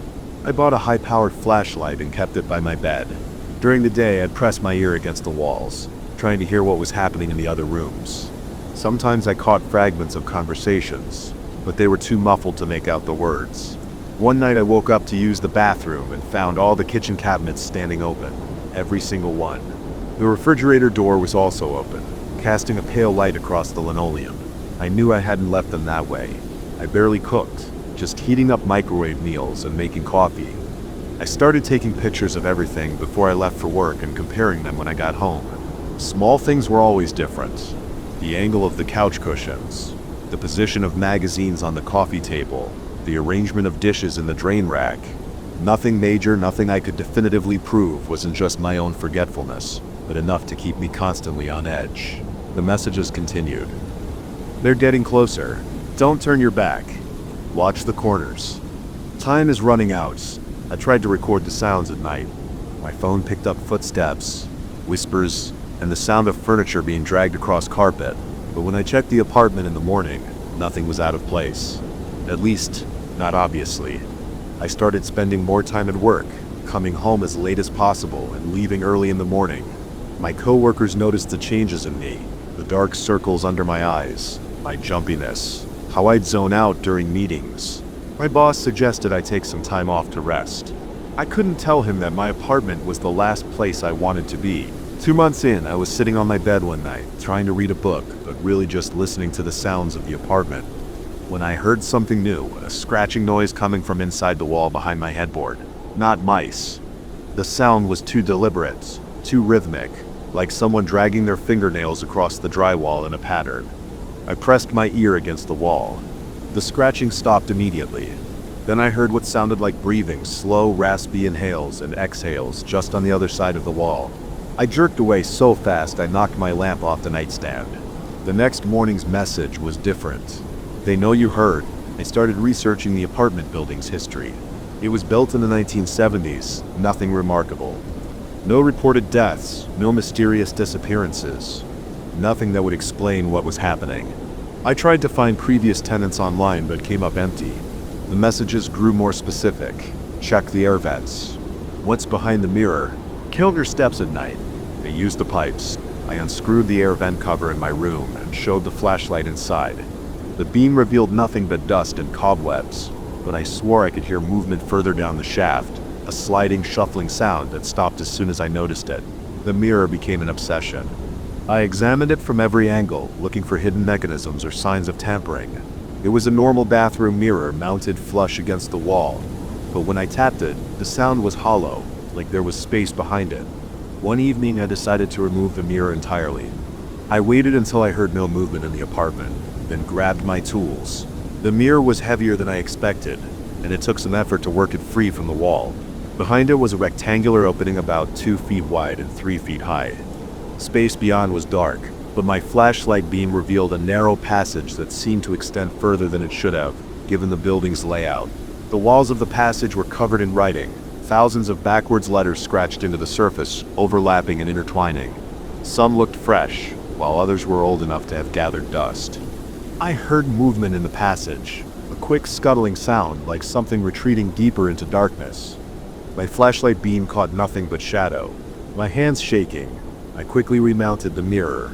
That night, I slept in my car. The next morning, I had to go back for my work clothes. The message on the mirror was waiting. Now you know where we live. I started plotting my escape. I couldn't break the lease without losing my security deposit, and I couldn't afford to pay rent on 2 places. But the messages were getting more frequent, appearing even when the mirror wasn't fogged. We see you planning. You can escape us. We're in the walls. We're in the pipes. We're in the vents. We're everywhere. The sounds at night grew louder, scratching in the walls, whispers in the vents, footsteps in the hallway that stopped right outside my door. I barricaded myself in my room, leaving only for work and essential trips to the bathroom. 3 months after moving in, I woke at 3 a.m. to complete silence.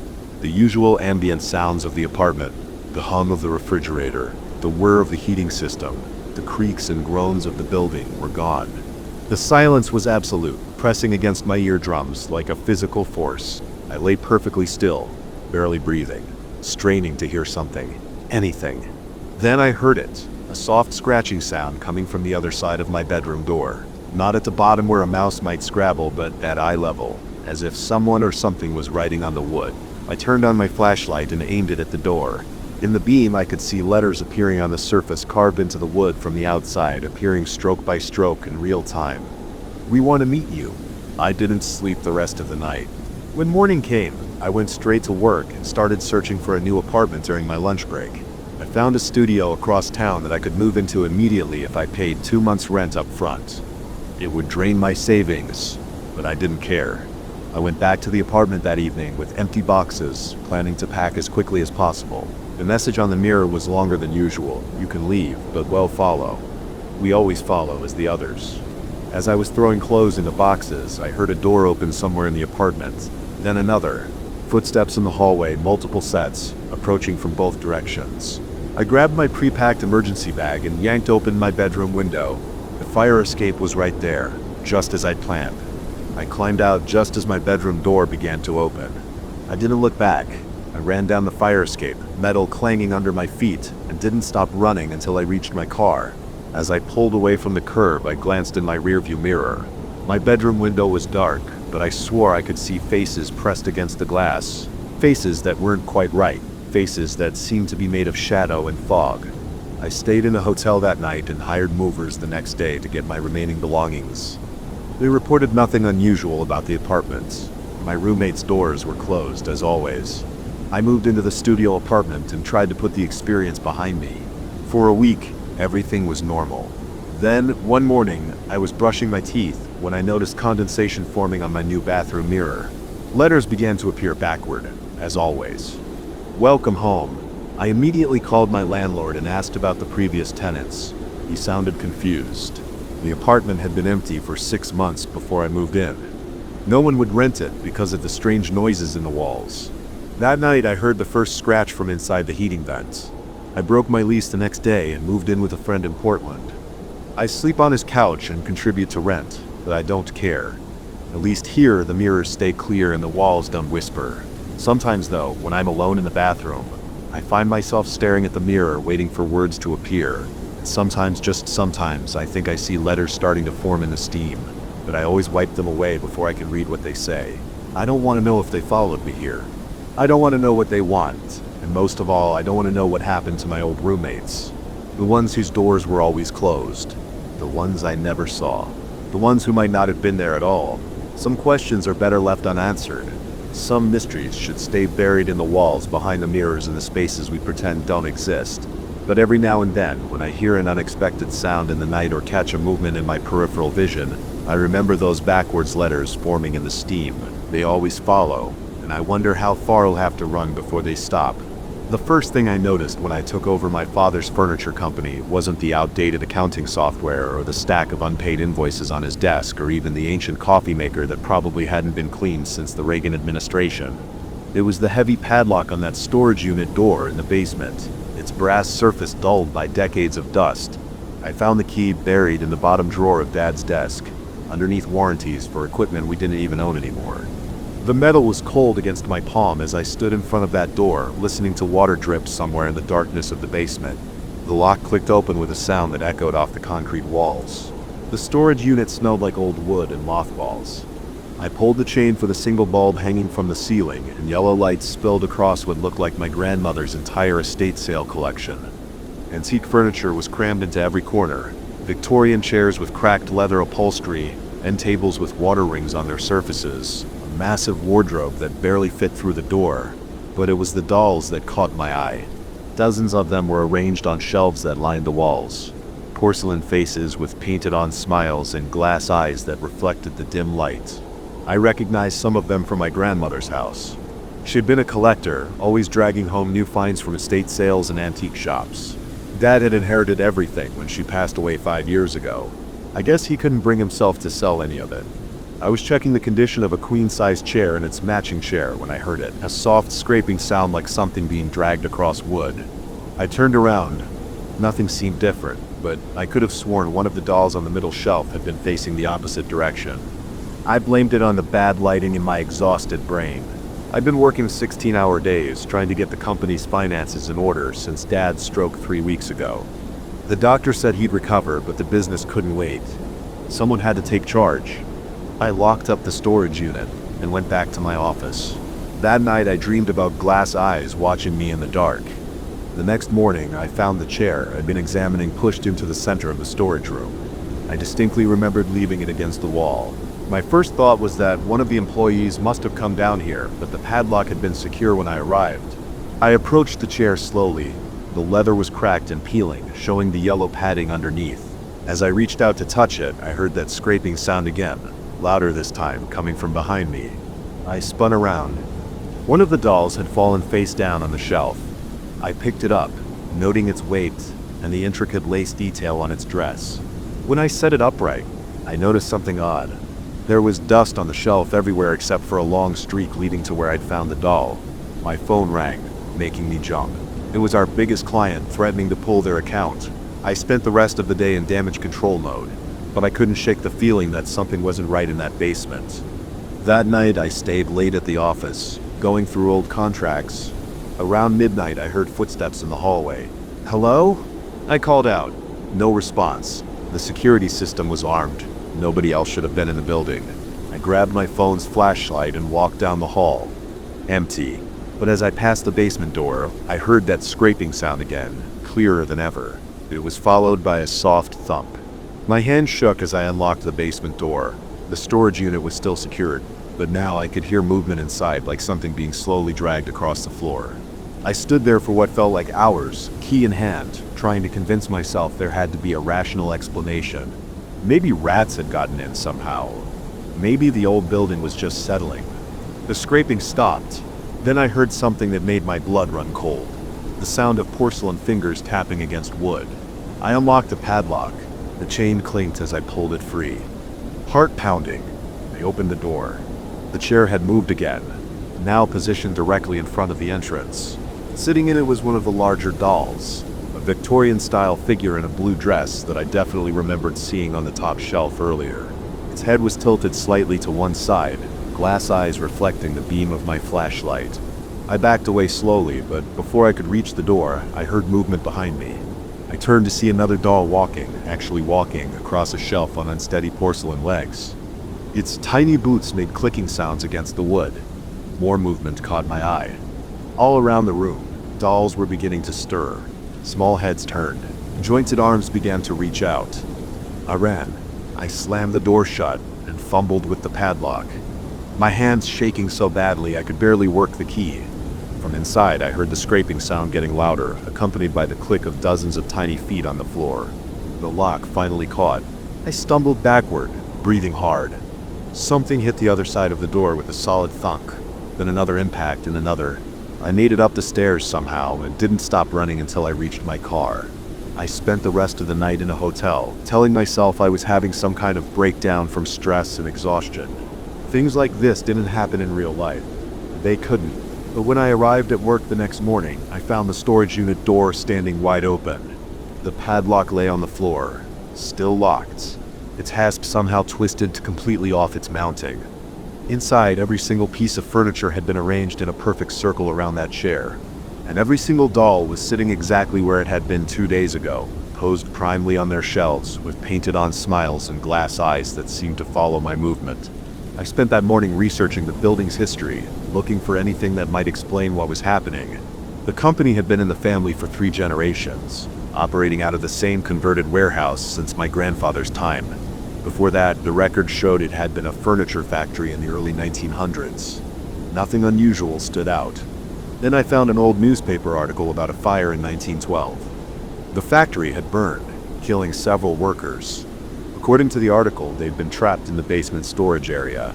The paper mentioned that one of the victims was a young woman who made dolls in her spare time, selling them to supplement her income. I printed the article and took it down to the basement.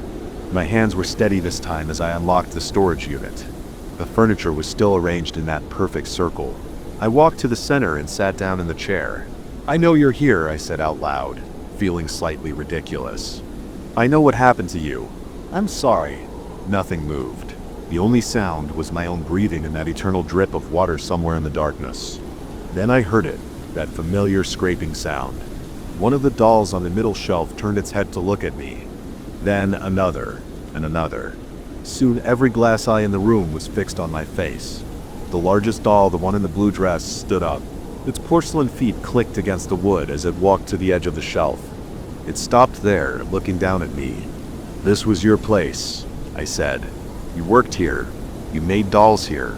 The doll's head tilted slightly. Behind it, I could see others starting to move, climbing down from their shelves with jerky movements. They gathered around the blue dress doll like children around a teacher. "I don't want to take this space from you," I continued, "but I need to run this business. My father is sick. The company will fail if someone doesn't take charge." The blue dress doll took another step forward, then another. It walked right off the edge of the shelf. I started to lunge forward, but before it could fall, it stopped, floating in midair. The other dolls followed, drifting down from their shelves like leaves in autumn. They formed a circle around my chair, looking up at me with their glass eyes. The blue dress doll floated up until it was at eye level with me. This close, I could see the fine cracks in its porcelain skin, the way its painted lips were slightly faded at the corners. It reached out one tiny hand and pointed at the newspaper article I was still clutching, then at the furniture around us, and finally at me. Understanding dawned. "You want to help?" The doll nodded, a barely perceptible movement. "You know this building, you worked here. You want to see it succeed?" Another nod. Around us, the other dolls had begun to move, straightening furniture, dusting off surfaces with their tiny hands. One of them picked up a fallen table leg I hadn't even noticed and began trying to reattach it. I let out a laugh that was half relief, half hysteria.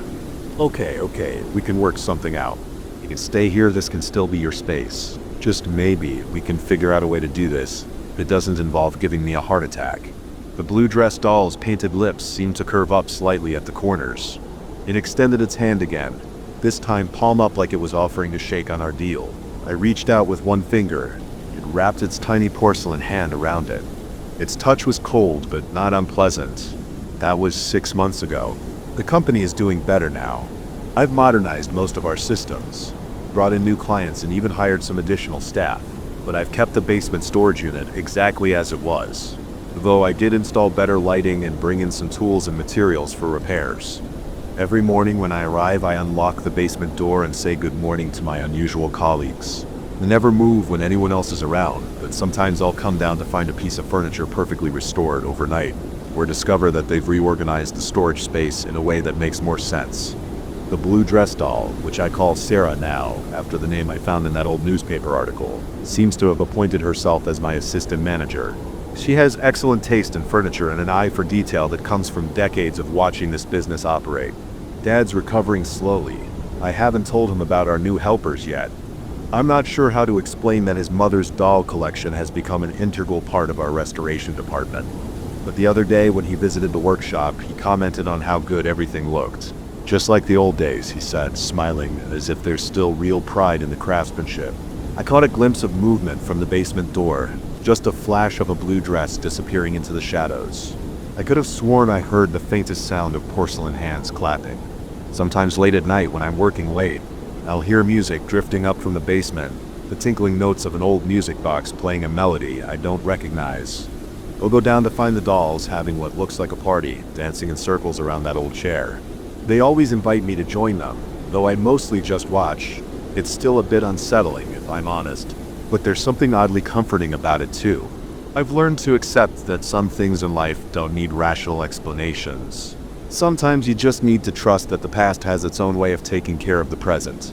And sometimes the best business partners are the ones who've been there all along, silently watching and waiting for someone to finally notice them. The company's ledgers show a mysterious new expense category now: restoration supplies, special projects. Every month I make sure to order new ribbons, lace, and tiny spare parts. I leave them on the shelves at night and find them transformed into perfect repairs by morning. It's an unconventional arrangement, but it works for us. And if clients sometimes comment that our restored pieces seem to have a certain life to them, a certain warmth that modern furniture lacks, well, that's just part of the family business special touch. Though I do make sure to warn new employees about the basement. Don't mind any noises you might hear down there. I tell them, it's just the old building settling. And maybe a few other things that have settled here too. They usually laugh it off, but they also don't question why the basement door always stays locked or why I'm the only one who goes down there after hours. Some things in a family business, after all, are best kept in the family. Even if that family now includes a collection of antique dolls with glass eyes and secrets of their own.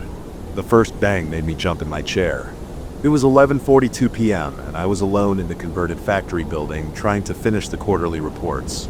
The sound came from the old machine shop section, a sharp metallic clang that shouldn't have been there at all. My fingers froze over the keyboard as I listened for more. The renovation company had done a decent job turning the abandoned manufacturing plant into modern office space. They kept the industrial charm, exposed brick walls, steel beams, and massive windows, while adding all the necessary modern amenities.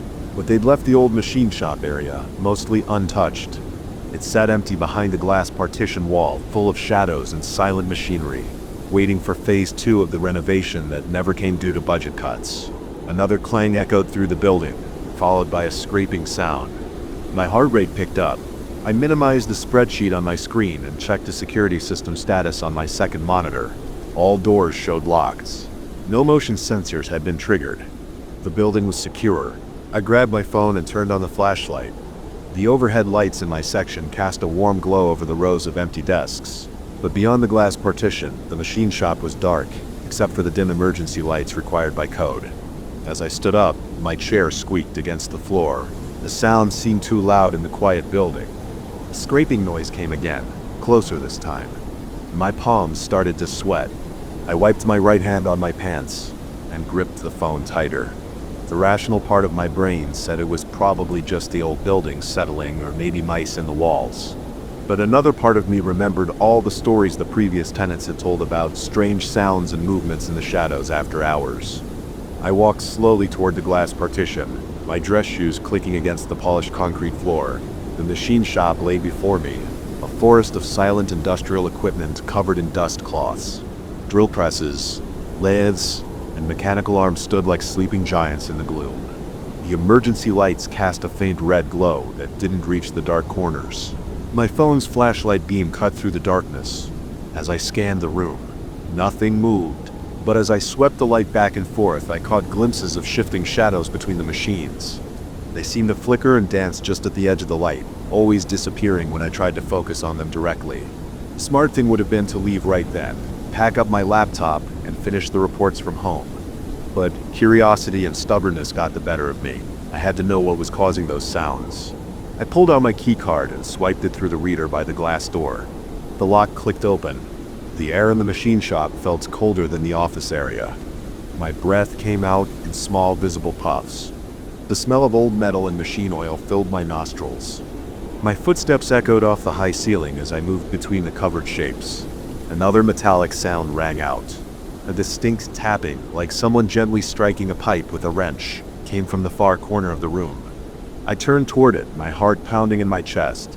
The beam of my flashlight illuminated a massive old conveyor system partially hidden behind a sheet of dirty plastic. As I got closer, I noticed marks in the dust on the floor, fresh scuff marks that hadn't been there earlier in the day. They led behind the conveyor. My throat felt dry. I swallowed hard and kept walking. The tapping came again, followed by a sound like grinding gears. It was definitely coming from behind the conveyor. I reached out and grabbed the edge of the plastic sheet, my hand shaking. I took a deep breath and yanked the sheet aside. Nothing. Just more machinery and tools, covered in years of dust. But as I stood there, I felt a cold draft brush against the back of my neck. The hairs on my arms stood up. Slowly, I turned around. A shadow moved between two covered laths, about 20 feet away. This wasn't the trick of light and darkness I'd seen earlier. This was a distinct shape, person-sized, gliding smoothly across the floor. My flashlight beam caught it for just a second before it disappeared behind a drill press. My heart hammered against my ribs. Sweat ran down my back despite the cold. I opened my mouth to call out, but no sound came. The rational explanations were gone now. This was something else. I backed away slowly, trying to keep my eyes on the spot where the shadow had vanished. Another metallic tap echoed through the room, this time from a different direction. Then another, and another.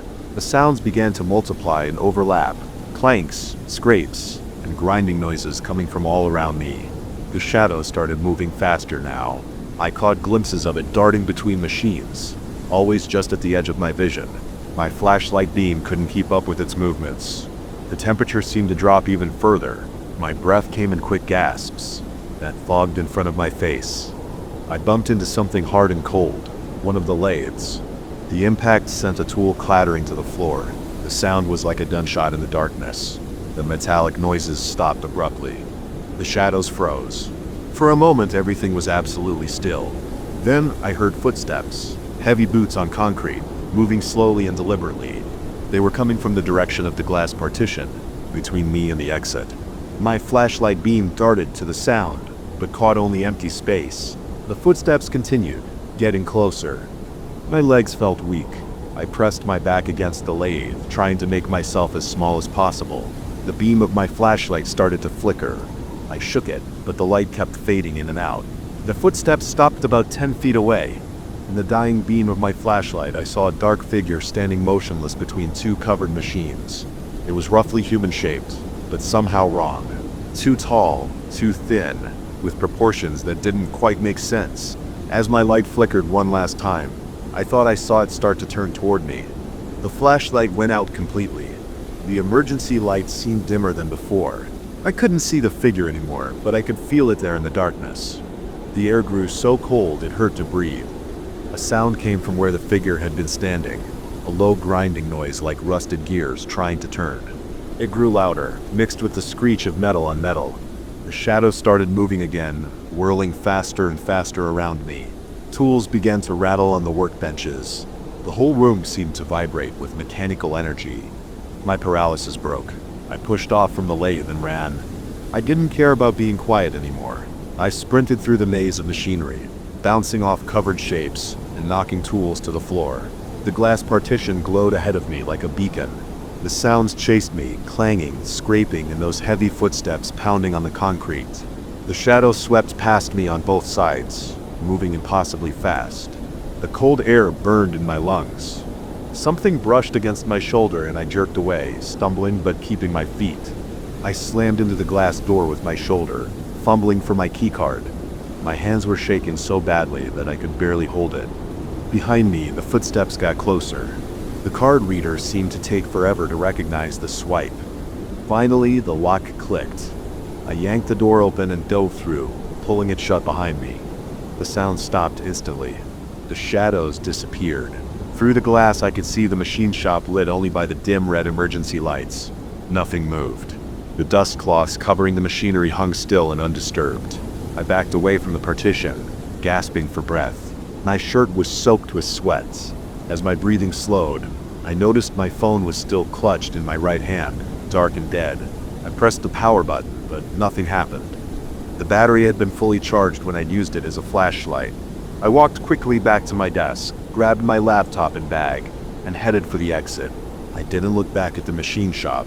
The main office lights flickered once as I passed beneath them, but stayed on. I punched in the security code with trembling fingers and practically ran to my car. As I drove home, I tried to make sense of what had happened. Rational explanations crept back. Old buildings make strange noises. Shadows play tricks on your eyes when you're alone and scared. An overactive imagination can make you see things that aren't there. But I knew what I'd seen and felt in that room. The cold, the shadows, the figure. I called in sick the next day. When I finally went back to work, I made sure to leave well before sunset. The machine shop stood silent behind its glass wall, looking perfectly normal in daylight. But sometimes, when I'm working late and the office is quiet, I hear faint metallic sounds echoing from that direction. I don't investigate anymore. I pack up my things and leave. They're renovating the machine shop next month, finally doing the Phase 2 conversion into more office space. The construction crews will sod out the old equipment and strip the room down to bare walls. Part of me wonders if they'll find anything unusual in there. The bigger part of me hopes they don't. I still work late sometimes, but never alone and never in that building. I took a transfer to our downtown office as soon as one opened up. The commute is longer, but I don't mind. Sometimes a longer drive is worth it. Avoid the things that move in the shadows of old machines, keeping their own time, following their own mechanical rhythms in the darkness. The quarterly reports got done eventually, but not that night. Some deadlines aren't worth the risk of meeting. Some rooms are better left unexplored. And some sounds in the night should serve as a warning rather than an invitation to investigate. I learned that lesson in the machine shop, surrounded by shadows and cold air. An echo of footsteps that shouldn't have been there. I don't know what I encountered that night. I don't want to know. But sometimes I dream about it. About the figure standing in the darkness. About the wrongness of its proportions. About the grinding sound it made as it started to turn toward me. In the dreams, my flashlight doesn't flicker and die. In the dreams, I see its face. Those are the nights I wake up gasping, my sheets soaked with sweat, grateful for the warm yellow light of my bedside lamp. Those are the nights I lie awake until dawn, listening to the normal sounds of my apartment building, telling myself that not all mechanical noises in the dark mean something is wrong. Most of the time I almost believe it, but I'll never work in an old factory building again. Some spaces keep their history in more ways than one. Some machines remember their purpose even after they've stopped running. And sometimes in the places where people once shaped metal into useful things, other things take shape in the darkness, following patterns we were never meant to understand. The company moved out of that building 6 months ago. The old factory is empty now, waiting for new tenants. Sometimes I drive past it late at night. The windows are dark, but I always think I see movement behind them. Shadows shifting in the machine shop, keeping their own time, waiting for someone else to investigate a strange sound in the night. I never stop. I never slow down. I keep driving until the old factory disappears in my rearview mirror, but I know it's still there. It's empty rooms filled with silence and shadows and the echo of footsteps that shouldn't exist. And sometimes when the night is very quiet and dark, I think I hear the faint sound of metal striking metal carried on the wind like a distant bell, calling out to anyone who might be listening. I don't listen anymore. Some calls are better left unanswered. I should have left it alone. That's what any rational person would say. But after 23 years working at the Millbrook Public Library, you notice when something's off. And that pale man with his blank book wasn't just off. He was wrong in a way that made my skin crawl. I'm writing this down now because I need someone else to know what happened. Maybe then I'll stop seeing those empty pages every time I close my eyes. It started 3 months ago during one of our quiet Wednesday nights. The library stays open until 9 p.m. on weekdays, though hardly anyone comes in after 7. I was doing my usual evening rounds, reshelving books in the reference section when I first noticed him. He sat in the far corner of the reading room, hunched over a large book. Nothing unusual about that. We get plenty of regular readers, especially in winter when people want somewhere warm to spend their evenings. But something made me pause between the shelves. Maybe it was how still he sat or how his pale skin seemed to glow under the fluorescent lights. I continued my work but kept glancing his way. He never moved, not once, just sat there, slowly turning pages. The sound carried across the empty room, that soft whisper of paper against paper. The clock hit 8:45 and I started my closing routine. Straightening chairs, checking the bathrooms, making sure no one had fallen asleep in the study. When I reached the reading room, he was gone. No sign anyone had been there at all. I walked over to his table, curious what he'd been reading. Nothing. No book left behind. No chair pulled out. Just the clean, polished surface of the oak table. The next night, same thing. There he was at 7:30, sitting in that same corner chair. This time I paid more attention. He wore a gray suit, clean but outdated. The kind with wide lapels you might see in an old photograph. His skin was so pale it looked almost translucent under the harsh lighting. His fingers moved mechanically as he turned each page. I decided to approach him. It's part of my job after all, helping patrons find what they need. But as soon as I took a step in his direction, he stood up. The movement was too smooth, too quick. Before I could say anything, he walked between 2 tall shelves and vanished. I ran to follow him. Those shelves led to a dead end, just the wall with our old local history collection. But he was gone. I checked every aisle, every corner. Nothing. That's when I noticed the temperature. The whole section felt ice cold, like opening a freezer door. My breath came out in visible puffs. I hurried back to the front desk, trying to convince myself I was just tired and seeing things in the bad lighting. But he came back. Night after night, always at 7:30, always in that corner, always reading that same book, if you could call it reading. Because on my 4th night of watching him, I finally saw what was on those pages. Nothing. Absolutely nothing. Blank white paper, page after page. But he stared at each one like it contained the secrets of the universe, his pale fingers trembling as they turned each sheet. I started documenting everything.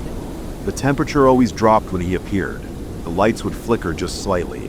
And the sound, that whisper of turning pages that seemed to echo in my skull even after he vanished. I tried setting up my phone to record him one night. The video showed nothing but an empty chair. The security cameras, static, and interference whenever he appeared. I researched the library's history, looking for any deaths or accidents that might explain whatever this was. The building dated back to 1892, but I found nothing unusual. No tragic stories, no mysterious disappearances. Just decades of ordinary small-town life. After 2 weeks of this, I couldn't take it anymore. I had to know what he wanted, what he was looking for in those blank pages. So, I made a plan. That Wednesday I pretended to work in the far stacks, keeping my distance until he settled into his routine. Then I approached from behind, moving as quietly as possible. 3 feet away, 2 feet, close enough to see the yellowed edges of that mysterious book. "Excuse me, sir. Can I help you find something?" He stopped turning pages. His hands went completely still. The temperature plummeted so fast that my teeth started chattering. Slowly, he began to turn his head toward me. I saw his profile first, the sharp angle of his jaw, the sunken cheek. His eye, when it came into view, was milky white. No pupil, no iris, just a pale orb that somehow still managed to focus directly on me. My legs wouldn't move. My voice died in my throat. He stood up. That same unnaturally smooth motion caused the book to fall open on the table. The pages were blank, but wrong. The longer I stared, the more they seemed to shift and ripple like water disturbed by an invisible stone. He took a step toward me. I stumbled backward, knocking into a chair. The fluorescent lights overhead buzzed and flickered. In that brief moment of darkness, he vanished, just disappeared between one blank page and the next. I ran to the light switch and flooded the whole library with brightness. My hands shook as I searched every aisle, every corner. Nothing. No sign of him or the book. Even the chair he always sat in was perfectly pushed in. I called in sick the next day. Spent the whole time researching ghost stories, local legends, anything that might explain what I'd seen. I found nothing. When I returned to work on Friday, I half expected him to be there, waiting. But the reading room stayed empty all night. A week passed, then two. No sign of him. I started to relax to convince myself I'd imagined the whole thing. Maybe stress, maybe too many late nights alone in the building. I almost had myself believing it. Then yesterday I found something in the local history section, a thin folder I'd never seen before, tucked between two larger volumes. Inside was a single photograph, yellowed with age. A group of people standing in front of the library, dated 1937. And there he was, standing at the edge of the frame. Same pale skin, same outdated suit, same blank expression. The caption listed everyone in the photo. His name was William Cooper, head librarian from 1935 to 1938.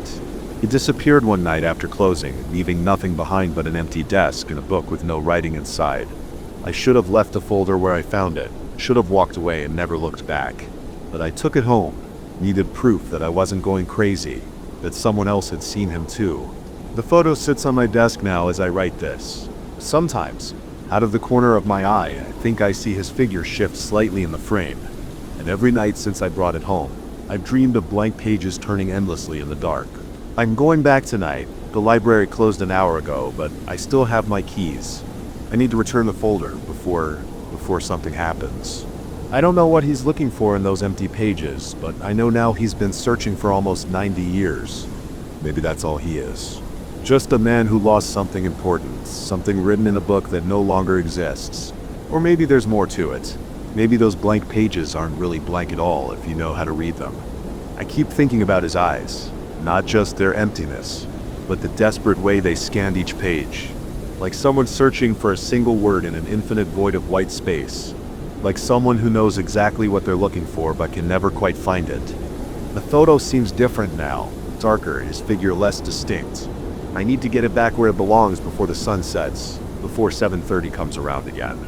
But part of me wants to wait, to go back during his regular hours and try one more time to talk to him, to help him find whatever he's looking for in those blank pages.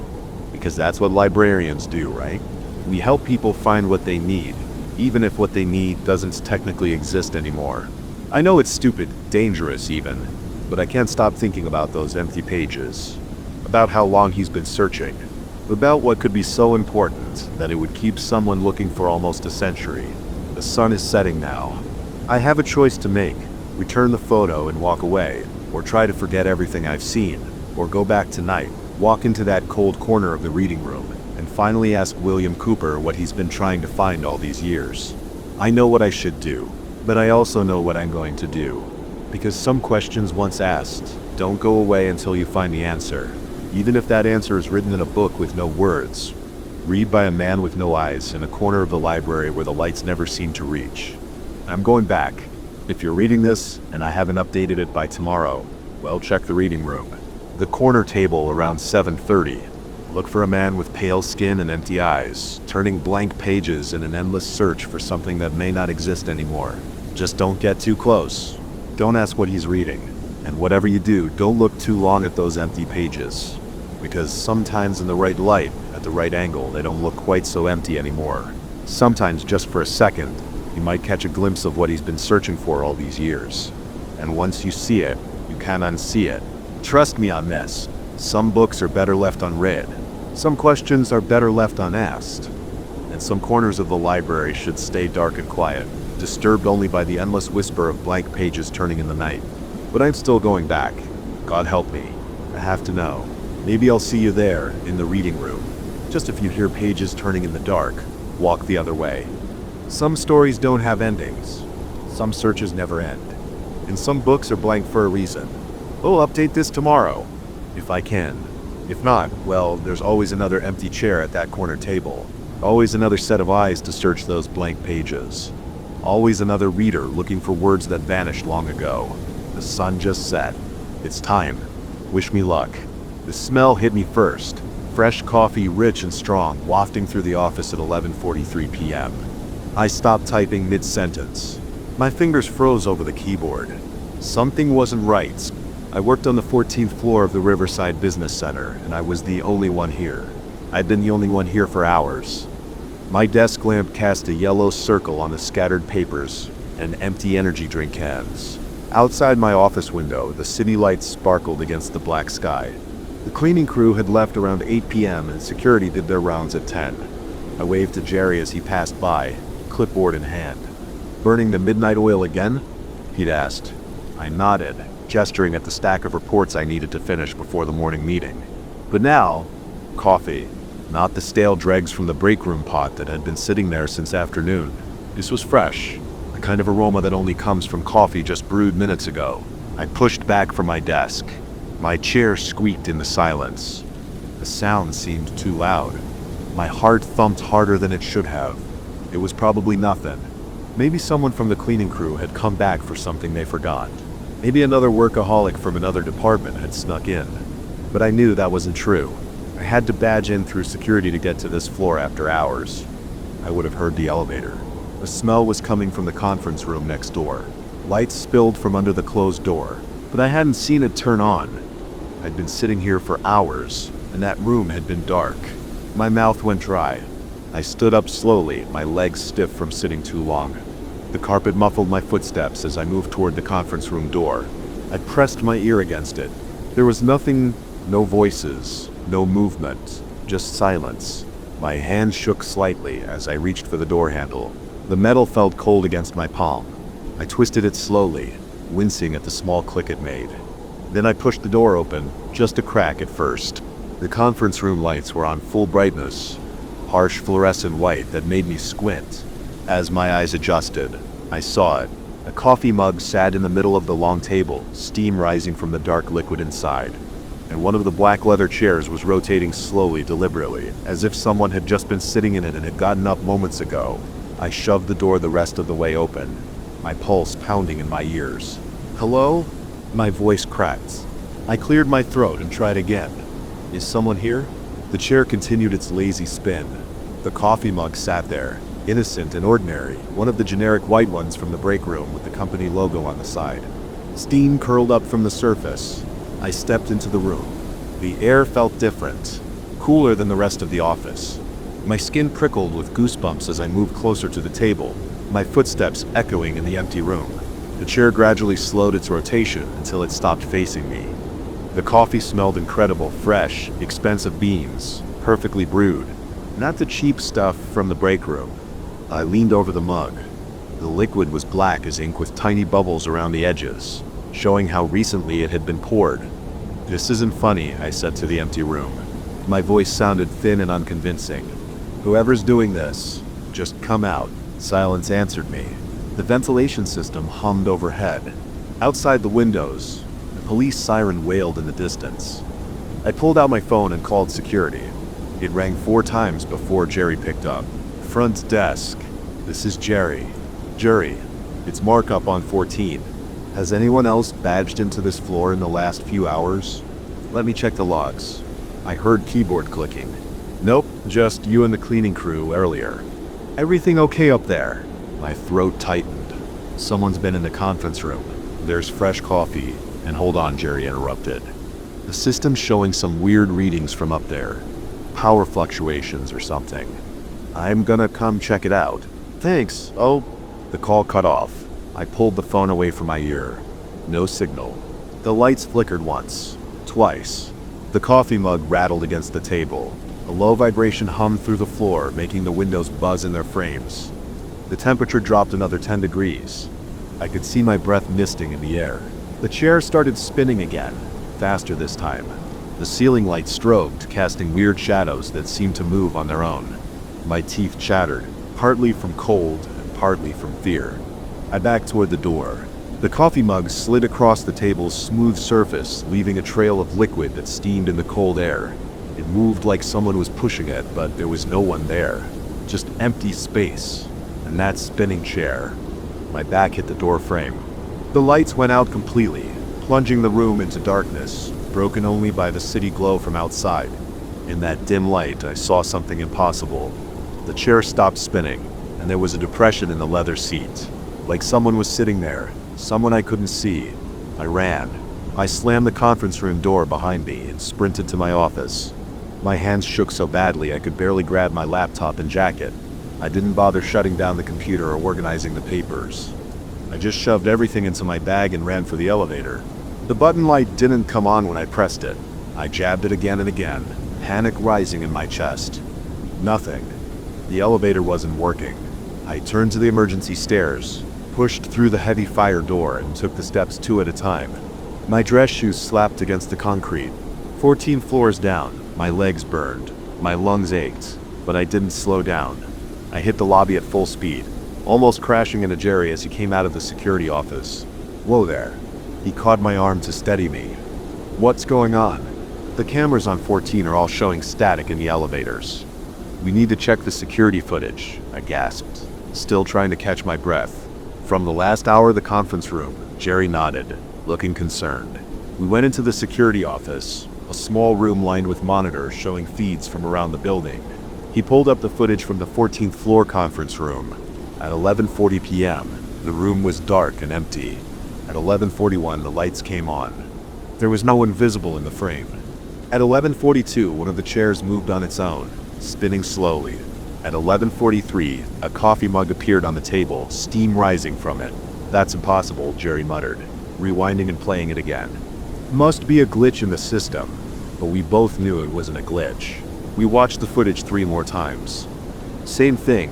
Empty room, lights, spinning chair, coffee mug materializing out of nowhere. "I'm calling this in," Jerry said, reaching for his phone. "We need to document this and get it investigated.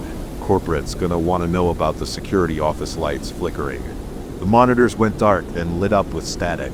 That same low vibration from upstairs thrummed through the floor. And then, impossibly, the smell of fresh coffee filled the small room. Jerry and I looked at each other. Without a word, we both moved toward the door. Behind us, one of the office chairs squeaked as it began to spin. We left the building. I called a taxi and waited with Jerry until his relief showed up for the next shift. Neither of us mentioned what we seen. What do you say about something like that? I didn't go back to the office for 3 days. When I finally returned, everything was normal. The conference room was exactly as it always had been.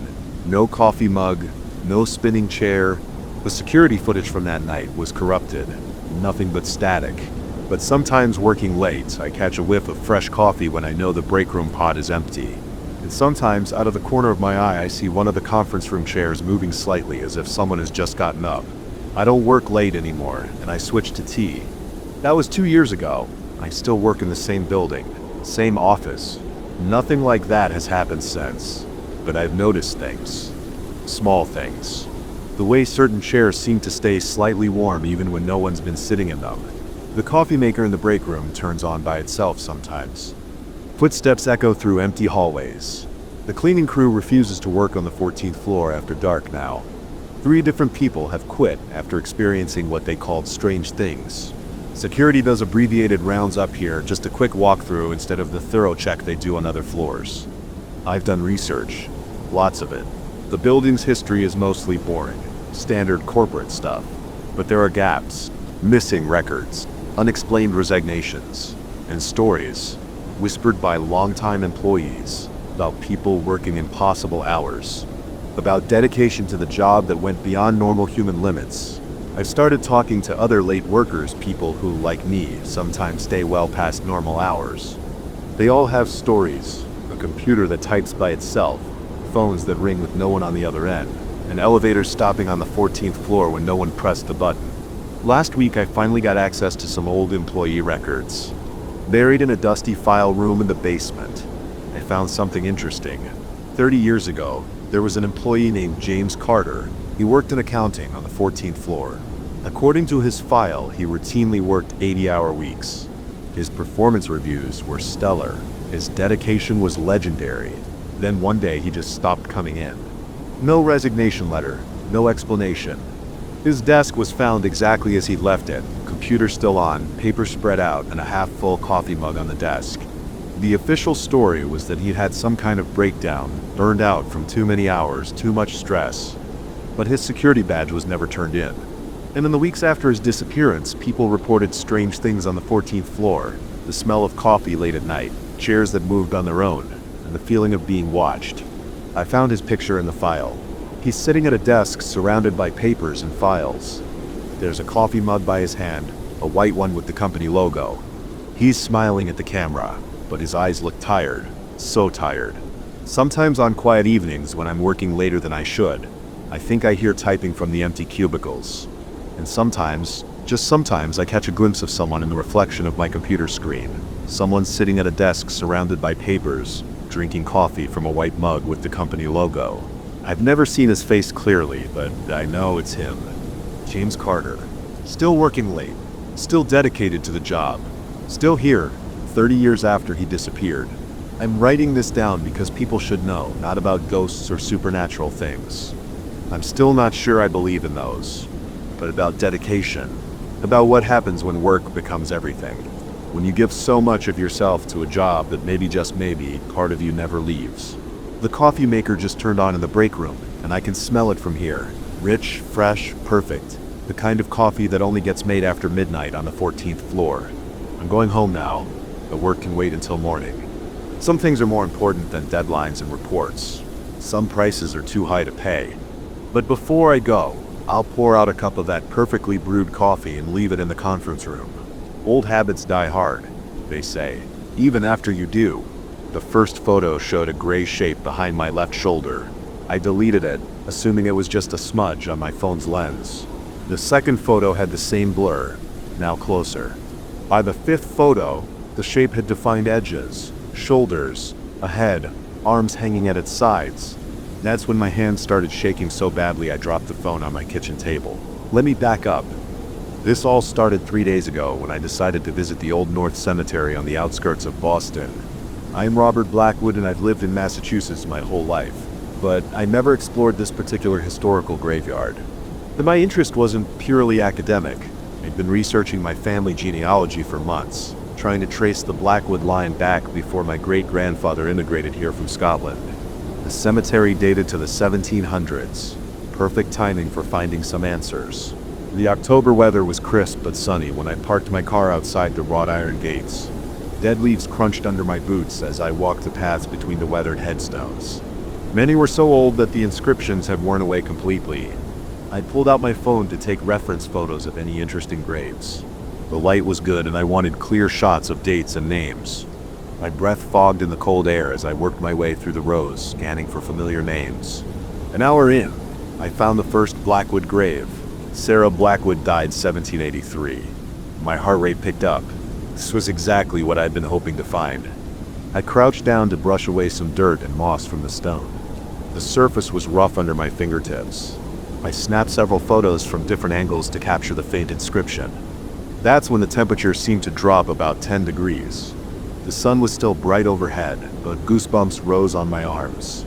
I rubbed them, blaming the weather, and moved deeper into the cemetery. The next Blackwood grave appeared just 2 rows over Thomas Blackwood, 756, and another. William Blackwood, died 1792, and another. Mary Blackwood, died 1788. Soon I documented 8 different Blackwood graves, all from the same time period. My excitement grew with each discovery. This had to be more than coincidence. The whole time I was photographing the graves, I kept getting hit with random cold spots. The air would suddenly chill around me for a few seconds, then warm up again. The hair on the back of my neck stood up more than once. But I was too focused on my research to pay much attention. I did notice an odd smell that seemed to follow me as I moved between the graves, like damp earth and something metallic. It would come and go, always strongest when I was examining a blackwood headstone. I figured it was just the autumn decay of leaves and grass. After about 3 hours, my phone battery was getting low and the sun was starting to set. I had dozens of photos to examine later. As I walked back to my car, a strong gust of wind hit me from behind, almost making me stumble. Dry leaves swirled around my feet. The metallic smell was overwhelming for a moment. I drove home feeling satisfied with my discoveries, already planning to dig deeper into these potential ancestors. My apartment was dark when I got back. I flipped on the lights and settled at my kitchen table with my laptop and phone, ready to start analyzing the photos. The first few shots were fine, just clear images of the gravestones I'd found. But then I noticed something odd in the background of one photo, a gray, misty shape hovering just behind where I'd been crouching. I zoomed in, but the shape just got more pixelated. Probably just a lens flare or dirty camera lens. I deleted that photo and moved on, but the shape appeared again in the next image, and the next. Each time it was slightly more distinct, slightly closer to where I was standing in the frame. My hands started trembling as I flipped through photo after photo. The shape developed definition. It looked vaguely human-sized, with what appeared to be a head and shoulders. No clear facial features, just darkness where a face should be. But the form was unmistakable. Someone or something had been standing behind me as I photographed those graves. I slammed my laptop shut and paced my apartment, trying to calm my racing heart. My palms were sweating. I told myself there had to be a logical explanation. Maybe someone else had been in the cemetery and I just hadn't noticed them. Maybe it was a trick of the light or a problem with my phone's camera. But I knew I'd been alone out there. I would have noticed another person following me around for 3 hours. And the shape wasn't consistent with a living person. It was too blurry, too insubstantial. In some photos, it seemed to be partially transparent. I forced myself to sit back down and look through the rest of the images. The figure appeared in every single photo, taken of a blackwood grave, always behind me, always slightly closer than in the previous shot. In the final photo I'd taken before leaving, it was standing directly behind my right shoulder. One gray arm was slightly raised as if reaching toward me. My phone buzzed suddenly on the table, and I nearly jumped out of my skin. Just a text from my sister asking about weekend plans. My hand shook as I typed a reply. I needed to think about this rationally. I opened my laptop again and started researching the names from the gravestones. County records showed that a large group of Blackwoods had indeed lived in the area in the late 1700s. They'd come over from Scotland in 1755, settling in Massachusetts. But the records were spotty. I couldn't find death certificates or clear family connections. The smell of damp earth and metal filled my nostrils suddenly. My apartment was warm, but goosebumps rose on my arms. The lights flickered once, twice. I sat perfectly still, barely breathing. Something moved in my peripheral vision, just a quick shadow passing by the kitchen doorway. I whipped my head around, but saw nothing. My heart was pounding so hard I could feel it in my throat. I spent the rest of the night with every light in the apartment blazing, jumping at every little sound. Sleep was impossible. Around dawn, I finally dozed off on the couch, laptop still open on my chest. I woke to gray morning light and a stiff neck. Nothing seemed out of place in my apartment. I almost convinced myself I'd overreacted to some bad photos. Then I checked my phone. Somehow new photos had appeared in my camera roll overnight. Photos I definitely hadn't taken. They showed my apartment, my kitchen, my bedroom, my living room, all dark and grainy as if shot in low light. And in every single one, that same gray figure stood in the background watching. I deleted them all with shaking fingers, grabbed my jacket and keys, and practically ran out to my car. I needed coffee and time to think somewhere that was in my apartment. The local cafe was crowded with morning commuters. The normalcy helped calm my nerves. I found a corner table and pulled out my phone again, determined to figure out what was happening. The new photos were gone, but the cemetery ones remained. I studied them more carefully now. The figure seemed to be wearing old-fashioned clothes, what looked like a long coat or jacket. Its form was masculine in shape and tall, maybe 6 feet or more. Something about the pose was familiar. I scrolled back through the county records I had found. There, a faded daguerreotype from 1801. Thomas Blackwood, the same one whose grave I had photographed, stood stiffly in a long coat, one arm slightly raised. The exact same pose as the figure in my final cemetery photo. My coffee went cold as I dug deeper into the records. The Blackwoods had been a prominent family in the area, but they had fallen into hard times in the early 1800s. A series of failed businesses, suspicious accidents, unexplained deaths. The family line had dwindled until only a few scattered branches remained. My great-grandfather had been one of those branches. He had changed the spelling of our name slightly when he emigrated, which is why I hadn't made the connection before. But there was no doubt I was descended from those original Massachusetts Blackwoods. The cafe had emptied out while I was researching. I looked up to find the barista giving me concerned glances. I'd been sitting there for hours, barely touching my drink. Time to head home and face whatever was waiting for me. My apartment felt different when I walked in. Colder, somehow darker, despite the afternoon sun streaming through the windows. That earthy, metallic smell hung in the air. I did a quick walkthrough, checking all the rooms. Everything looked normal. Then I saw my laptop screen. I knew I'd closed it before leaving, but now it was open. A document was pulled up, parish records from 1801. I definitely hadn't been looking at these earlier.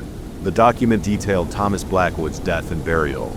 He died suddenly at age 45, found in his study one morning.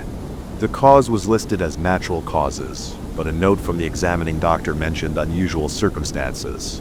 The body had been cold, as expected, but showed no signs of rigor mortis, and dark soil had been found under his fingernails and embedded in his clothes, though he hadn't been outside in days.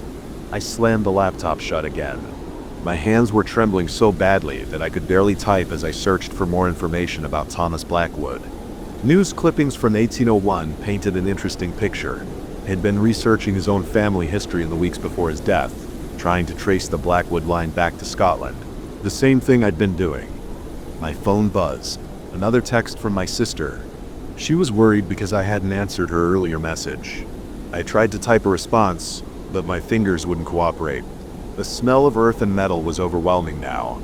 The temperature in my apartment plunged. My breath fogged in front of my face. Something moved behind me. I could feel it, a presence hovering just over my shoulder. Slowly forcing myself to stay calm, I opened my phone's camera and switched to selfie mode. The screen showed my face pale and frightened, and behind me, perfectly clear now, stood Thomas Blackwood. His clothes were dark with grave dirt. His face was gray and sunken, but his eyes were sharp and aware. One hand reached toward my shoulder. I dropped the phone and ran, grabbed my keys and bolted out the door down the stairs, out to my car. I drove straight to my sister's house in the suburbs, my hands white-knuckled on the steering wheel the whole way. She took one look at my face and pulled me inside. I told her everything, showed her the photos. She believed me. She's good like that. Said I could stay with her as long as I needed, but I knew it wouldn't help. Thomas Blackwood wasn't tied to my apartment. He was tied to me, to our shared blood. He'd followed me here. I could smell the grave dirt and feel the cold spots moving through my sister's warm house. I'm writing this all down now so there's a record. I don't think Thomas means to harm me. I think he's trying to tell me something about our family, something he discovered in his own research 2,000 years ago, something important enough that he's broken through death itself to pass it on. Tonight, I'm going back to that cemetery, back to his grave. He's been trying to lead me there all along, and I realize that now. Whatever secrets the Blackwood family holds, whatever Thomas discovered that was worth dying for, the answers are waiting for me there. I just hope I'm ready to learn them. My sister's trying to talk me out of it. She says it's crazy to go back there, especially at night. She's probably right, but the pull is too strong to resist now. Thomas is waiting by the door, patient but insistent. Time to go face my family history, whatever it might be. He'll update this account when I can, if I can. If you're reading this, and you've got family research of your own to do, maybe think twice before digging too deep into the past. Some things are buried for a reason. The smell of grave dirt is stronger now. Thomas is getting impatient. Time to go. The first time I heard the footsteps, I blamed it on new apartment jitters. Everyone knows that buildings make weird noises at night, but by the third night I couldn't ignore them anymore. They were too regular, too deliberate, and always in the exact same spot above my bedroom. I had just moved into Unit 3B of the Oakwood Apartments, a red brick building from the 1960s on the edge of downtown. The rent was surprisingly affordable for the location, and the realtor emphasized the vintage charm of the worn hardwood floors and dated kitchen cabinets. What sealed the deal was my bedroom. spacious with large windows facing east, perfect for my work-from-home setup. The footsteps always started around 11:30 p.m., not the random creaks of settling wood or the muffled thuds of neighbors going about their business. These were clear, measured steps back and forth in a precise pattern, 5 steps one way, pause, then 5 steps back, over and over. After a week of disturbed sleep, I finally worked up the nerve to ask my next-door neighbor, Mrs. Rodriguez, about the noise. "Oh, honey," she said, adjusting her thick-rimmed glasses. "4B has been empty for months. The owner has been trying to renovate it, but there's some issue with the permits." I frowned. "Empty? Are you sure?" "Positive. I've lived here 15 years. I know everything that happens in this building." She leaned in closer, her voice dropping. "The last tenant moved out suddenly, just packed up and left one day. That night, I lay in bed with my eyes fixed on the ceiling waiting. At exactly 11:32 p.m., it started. Step, step, step, step, step, pause. Step, step, step, step, step. The sound was clearer now that I was paying attention. Heavy boots on hardwood floors. I grabbed my phone and recorded the noise. Playing it back, the footsteps were perfectly audible. This wasn't my imagination. The next morning, I cornered the building superintendent, Mike, in the lobby. He was replacing a light bulb, balanced precariously on a stepladder. "Hey, quick question about 4B, I said, trying to sound casual. "Any chance someone's been working up there at night?" Mike shook his head, climbing down. "No way. Haven't touched that unit in weeks." "Why?" I played him the recording. His face scrunched up in confusion. "That's weird," he said. "Want me to check it out?" We walked up to the 4th floor together. The hallway was darker than mine, with flickering fluorescent lights that needed replacing. 4B's door had a prominent no trespassing sign and a heavy padlock. Mike unlocked it, and we stepped inside. The apartment was completely gutted. Bare concrete floors, exposed wiring hanging from the ceiling and half-demolished walls. A thick layer of dust covered everything. "See," Mike said, gesturing around. "Nobody's been in here. Look at the dust. It's undisturbed." He was right. There were no footprints, no signs of recent activity. "Mind if I look around?" Mike shrugged. "Go ahead. Just don't touch any wiring." I walked through the space, my footsteps echoing in the emptiness. When I reached the area above my bedroom, I stopped. The floor was solid concrete here. There was no wood to creak. I jumped up and down a few times. The sound was nothing like what I heard at night. That evening, I installed a security camera in my bedroom, pointing it at the ceiling. I also bought a decibel meter app for my phone. If something was up there, I was going to document it. The footsteps started right on schedule. The decibel meter registered clear spikes with each step. The camera showed nothing unusual, just my white ceiling. I spent hours online researching the building's history. The Oakwood was built in 1964 and converted to condos in the 1990s. No deaths were reported on the premises, no major crimes. The property record showed a string of short-term owners for 4B over the past 5 years, none staying longer than 8 months. 2 weeks into my investigation, I met Alice from 2B in the laundry room. She was sorting her darks when I mentioned the footsteps. "Oh God," she said, dropping a sock. "You hear them too?" My heart rate jumped. "What do you mean too?" "The previous tenant in your unit was Jim something. He used to complain about noises from upstairs, saying it was driving him crazy, and that's why he broke his lease and moved out." I swallowed hard. "Did he ever figure out what it was?" Alice shook her head. "We tried everything, called the cops twice, but they never found anything, even set up cameras and motion detectors. Nothing ever showed up on the recordings." "But I have recordings," I said, pulling out my phone. "Listen, I played the footsteps." Alice's face went pale. "That's exactly what he described," she whispered. I started keeping a detailed log. The footsteps always began between 11:30 and 11:35 p.m. They continued for exactly 47 minutes. The pattern never varied. 5 steps forward, pause for 3 seconds. 5 steps back, pause for 3 seconds. Repeat. I mapped out the path of the steps on my ceiling. They formed a perfect line about 8 feet long. When I checked the demolished apartment above, this path crossed directly over a spot where the concrete floor changed color slightly, as if something had once stood there. My sleep suffered. Even with earplugs and a white noise machine, I couldn't ignore the rhythmic thudding overhead. I started sleeping on my couch, but I could still hear them slightly muffled. One night, after a particularly stressful day at work, I'd had enough. When the footsteps started, I grabbed a broom and banged on the ceiling. "Hey," I shouted. "Stop it." The footsteps paused for a full minute. Then they resumed, louder than before. I banged again, harder this time. This isn't funny. I know someone's up there. Another pause, and then the steps continued, unchanged. My hands shaking, I grabbed my phone and called the police. 2 officers arrived 20 minutes later. They looked skeptical as I played them my recordings and showed them my logs. "Sir," the older officer said, "we've been to this building before about noise complaints. There's nothing up there." "Then come see for yourself," I insisted. They agreed to check the apartment. Mike arrived with the keys, looking annoyed at being woken up. We all went upstairs together. The apartment was exactly as before, dusty, empty, undisturbed. The officers swept their flashlights across the bare floors and walls. "No signs of entry," the younger officer reported. "Windows are sealed shut, no footprints in the dust." And yet, as we stood there, I could still hear the footsteps through the floor, clear as day. The officers exchanged glances. One of them wrote down a non-emergency number and suggested I call if the disturbance continued. After they left, I sat in my living room, wide awake, listening to the steady rhythm overhead. I needed answers. The next day, I started interviewing everyone in the building. Most residents brushed me off or said they never noticed anything unusual. But Mr. Chen from 5B mentioned something interesting before they gutted 4B. He said that apartment had a weird layout. There was this long, narrow room right in the middle, like a hallway, but it didn't lead anywhere.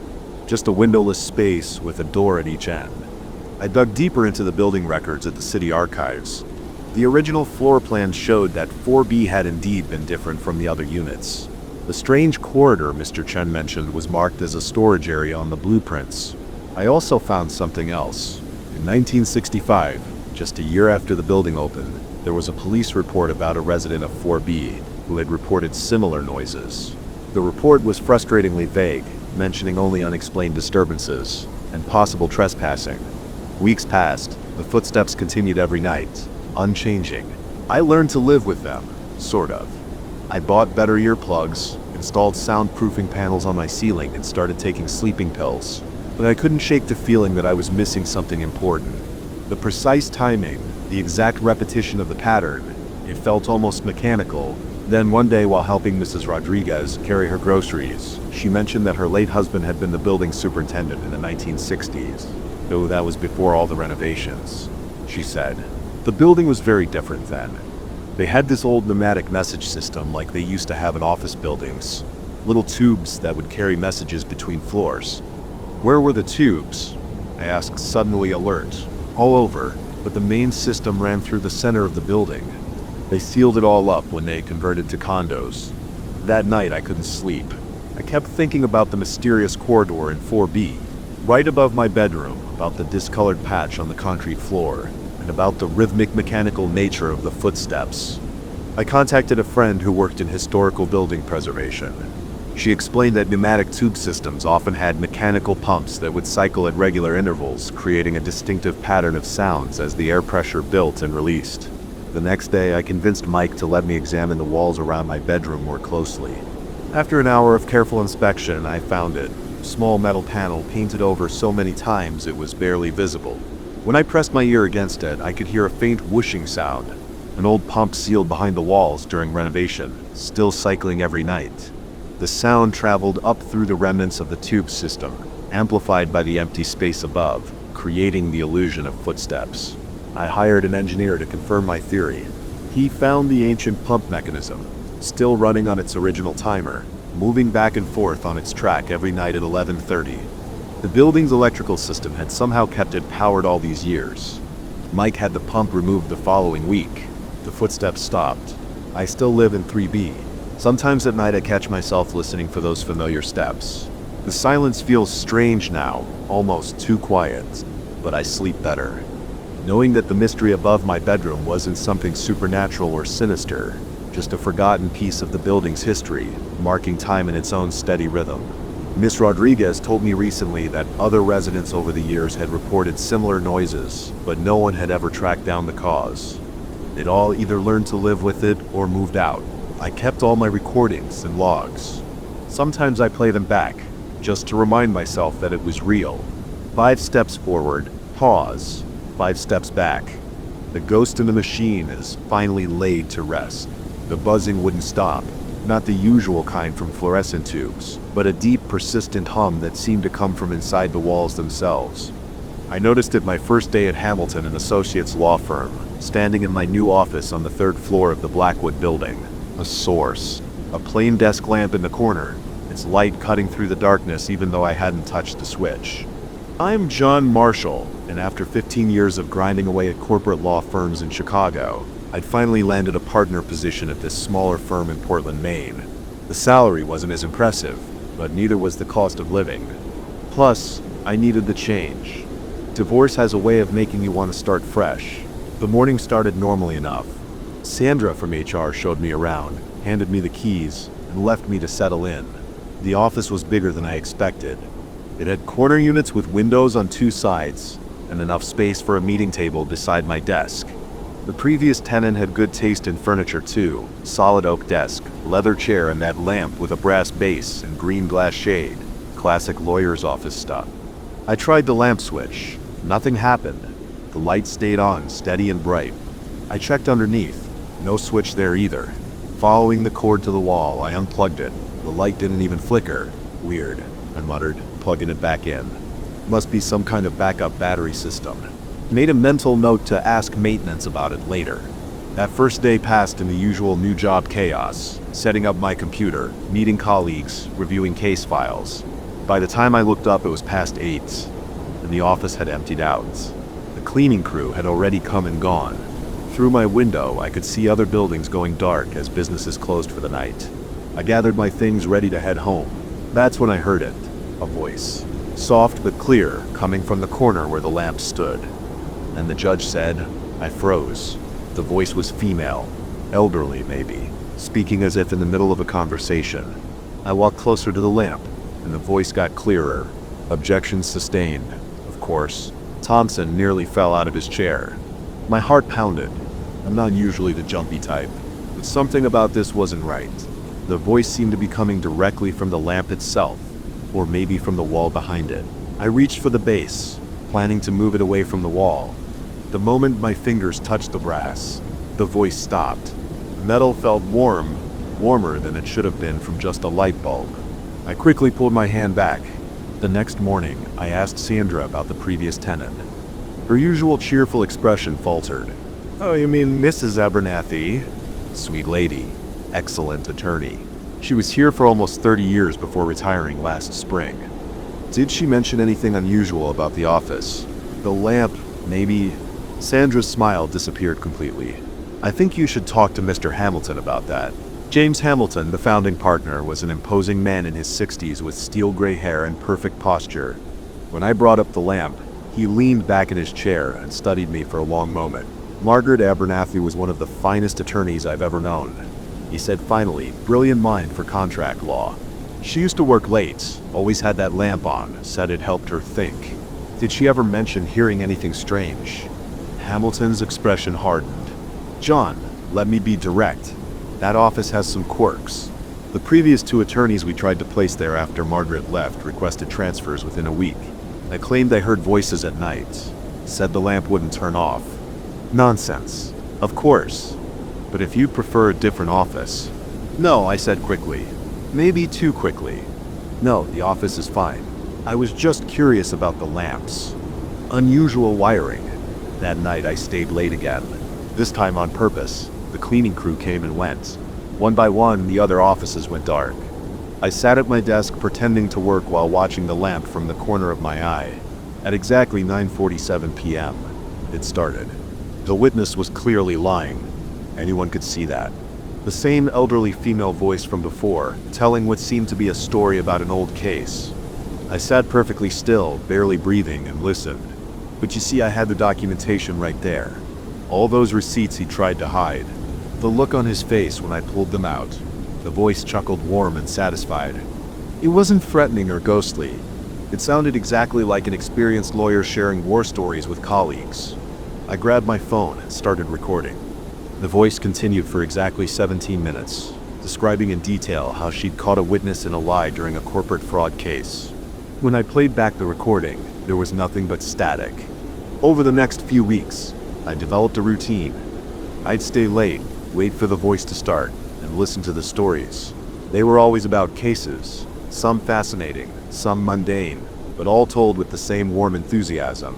Sometimes there were other voices too, asking questions or laughing at the punchlines. I never heard them as clearly as the main voice though. During the day I did some digging. Margaret Abernathy had indeed been a legend in Portland legal circles. Specialized in contract law, never lost a major case. She'd retired to Florida 6 months ago, but the interesting part was why. Her doctor had diagnosed early-stage dementia. She'd wanted to step down while she could still handle her cases competently. The lamp stories continued every night, always starting at exactly 9:47. Sometimes they'd go on for hours. I started taking notes, writing down names and case details. Most of them checked out in public records. The woman telling these stories definitely knew her stuff. One night, about 2 months in, something changed. I was listening to a particularly interesting story about a contract dispute between fishing companies when suddenly the voice stopped mid-sentence. The lamp flickered for the first time. I'd ever seen it do that. "Hello?" the voice said. Different now. Confused. "Is someone there?" My throat went dry. Until now, it had been like listening to recordings. This was different. "Yes," I said, my voice shaking slightly. "I'm here." Silence for a long moment. Then, "You're in my office." "It's my office now, Mrs. Abernathy. I'm John Marshall. I took over your cases." Another long pause. "Oh yes, of course. I retired, didn't I? Sometimes I forget." My hands were trembling. "Your stories. I've been listening to them. They're fascinating. The Harriman fishing case." Oh, she sounded delighted. "That was a tricky one. Did I tell you about the clause in Section 7 that changed everything?" "Not yet." "Well then, let me start from the beginning." And just like that, we started talking, really talking, not just me listening to old stories. We discussed cases, legal strategy, judges we both knew. Her mind was sharp as ever when it came to the law, even if she sometimes seemed confused about other things. This went on for months. Every night at 9:47, the lamp would come alive with Mrs. Abernathy's voice, and we'd talk shop. She was an incredible mentor, teaching me tricks about contract law that you'd never learn in law school. My case success rate soared. I never told anyone else about our conversations. How could I? But I did track down her address in Florida, and sent her a letter thanking her for her indirect mentorship and letting her know how her old cases were doing. Her daughter wrote back saying her mother was too ill to respond, but had smiled when the letter was read to her. The next night, Mrs. Abernathy's voice was quieter than usual. "I got your letter," she said. "My daughter read it to me. I don't remember our conversations, John. The doctors say I'm losing more memory each day, but I'm glad I could help, even if I don't remember how." "You've helped more than you know," I told her. "The lamp," she said suddenly. "I bought it my first day here 40 years ago. Always helped me think. When I started having trouble remembering things, I'd work late, talking through old cases to keep them fresh in my mind, and the lamp was always there, listening." After that night, the voices changed. They became less frequent, more fragmented. Sometimes Mrs. Abernathy would start a story only to trail off, confused. Other voices I'd heard in the background began to fade. 6 months later, I received another letter from her daughter. Mrs. Abernathy had been moved to a specialized care facility. She no longer recognized family members and rarely spoke. That night, I sat in my office, watching the lamp. 94.7 came and went in silence. The lamp stayed on, as always. But there were no more voices, no more stories. It's been 2 years now. The lamp still won't turn off, but it's just a lamp now. Sometimes when I'm working late, I could swear I hear a faint whisper, like someone trying to remember a story. But maybe that's just my imagination. I won't ever move the lamp. It stands in its corner, shining steadily. A testament to 40 years of legal brilliance. Sometimes new clients ask about it, wondering why I keep such an old lamp that I never turn off. "Good light for thinking," I tell them, and it is. That's the thing about law, it's all about preserving things. Contracts, precedents, memories. Sometimes they're preserved in documents, sometimes in court records, and sometimes, just maybe, in a warm glow of an old desk lamp that never stops shining. I still work late most nights.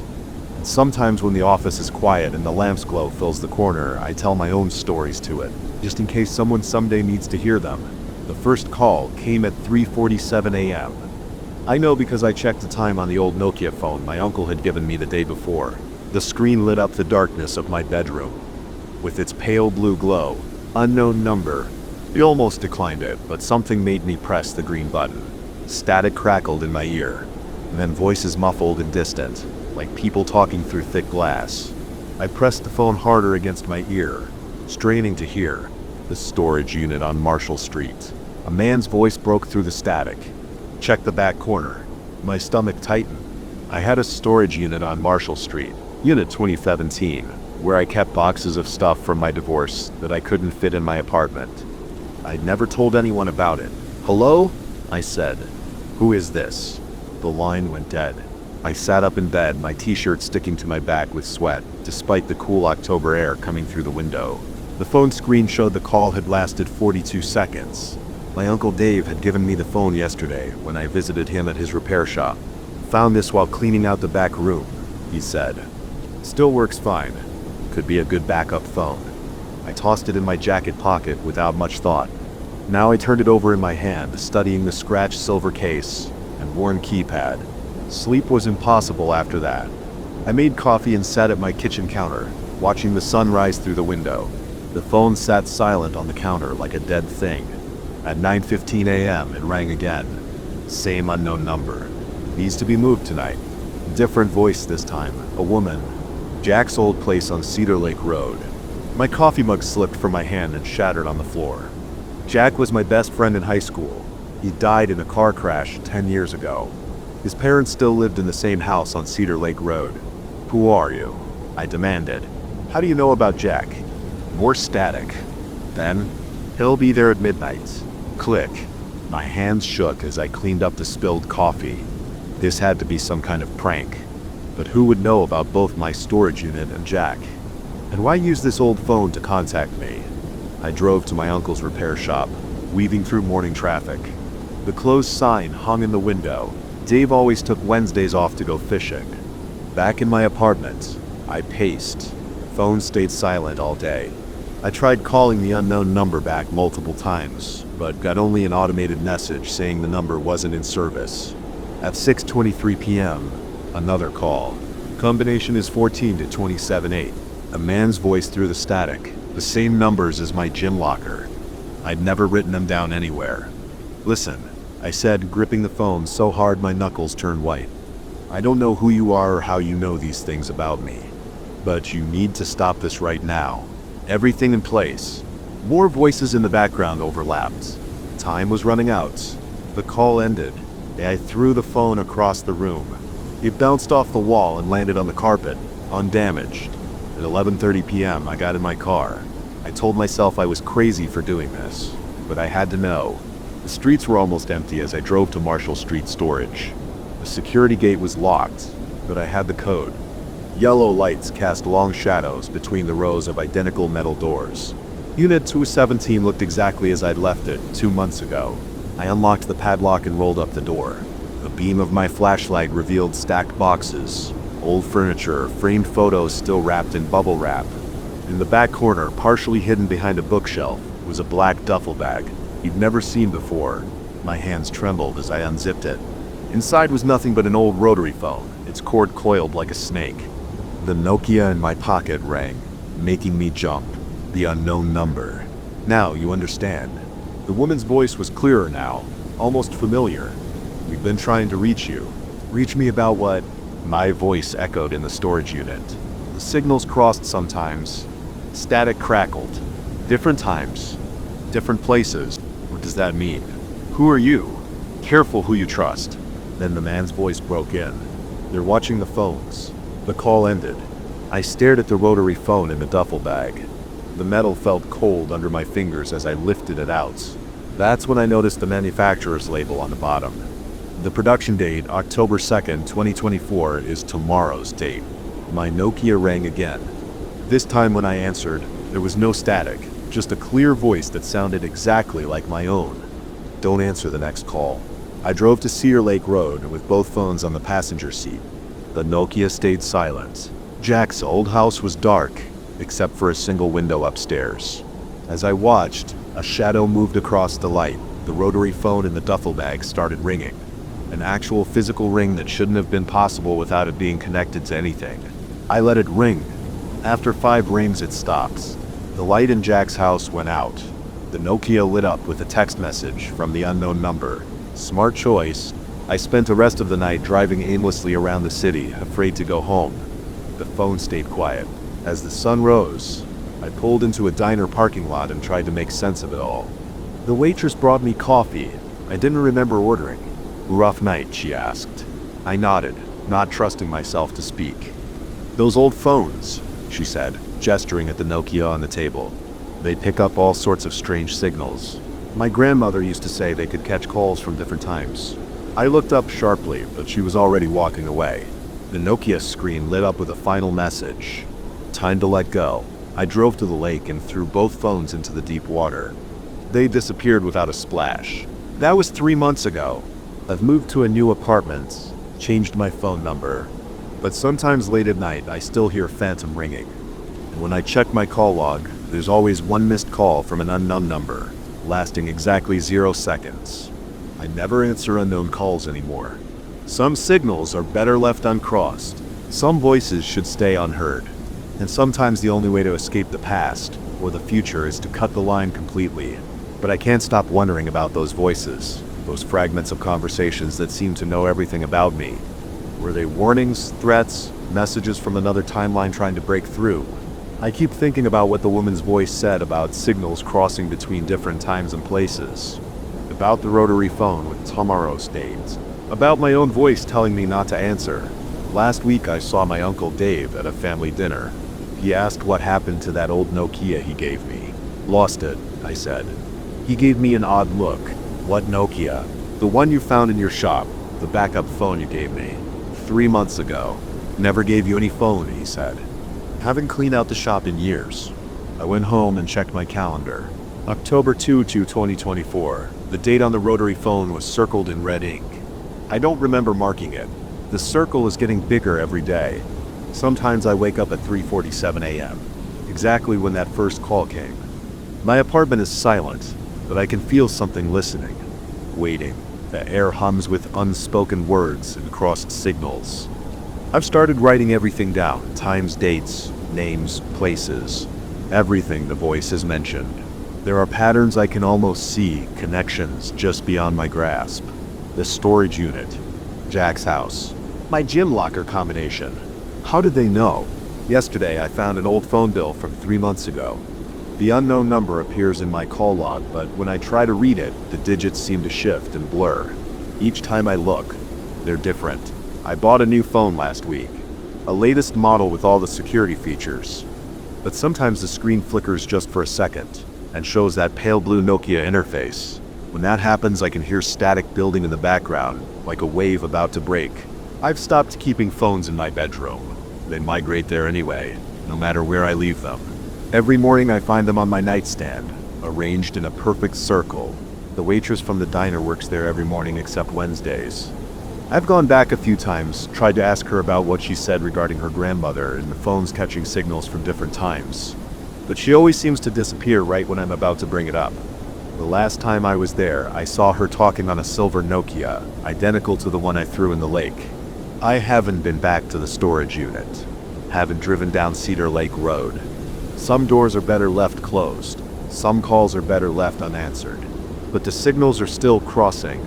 The lines are still open. And somewhere, in some time, the phone is ringing with my number on the screen. I've started carrying an analog watch instead of checking my phone for the time. It runs perfectly, except it always stops for exactly 42 seconds at 3:47 a.m., the duration of that first call. The phone company says my current number has been in service for exactly 3 months since the day I threw the phones in the lake. But they can't tell me who had it before me. The records show it's never been assigned to anyone else. I dream about rotary dials spinning on their own, but voices crossing through static like ships passing in fog. About phones ringing underwater. Maybe someday I'll answer again. Maybe someday I'll understand what they were trying to tell me or warn me about. Until then, I keep my phones on silent and my doors locked at night. I avoid antique shops and repair stores. I've learned to live with the phantom ringing, the migrating phones, the circles that keep getting bigger. But sometimes when I'm alone and the world is quiet, I think about sending a message back through time. About being the voice on the other end of the line, trying to warn myself about something I still don't understand. The signals are still crossing.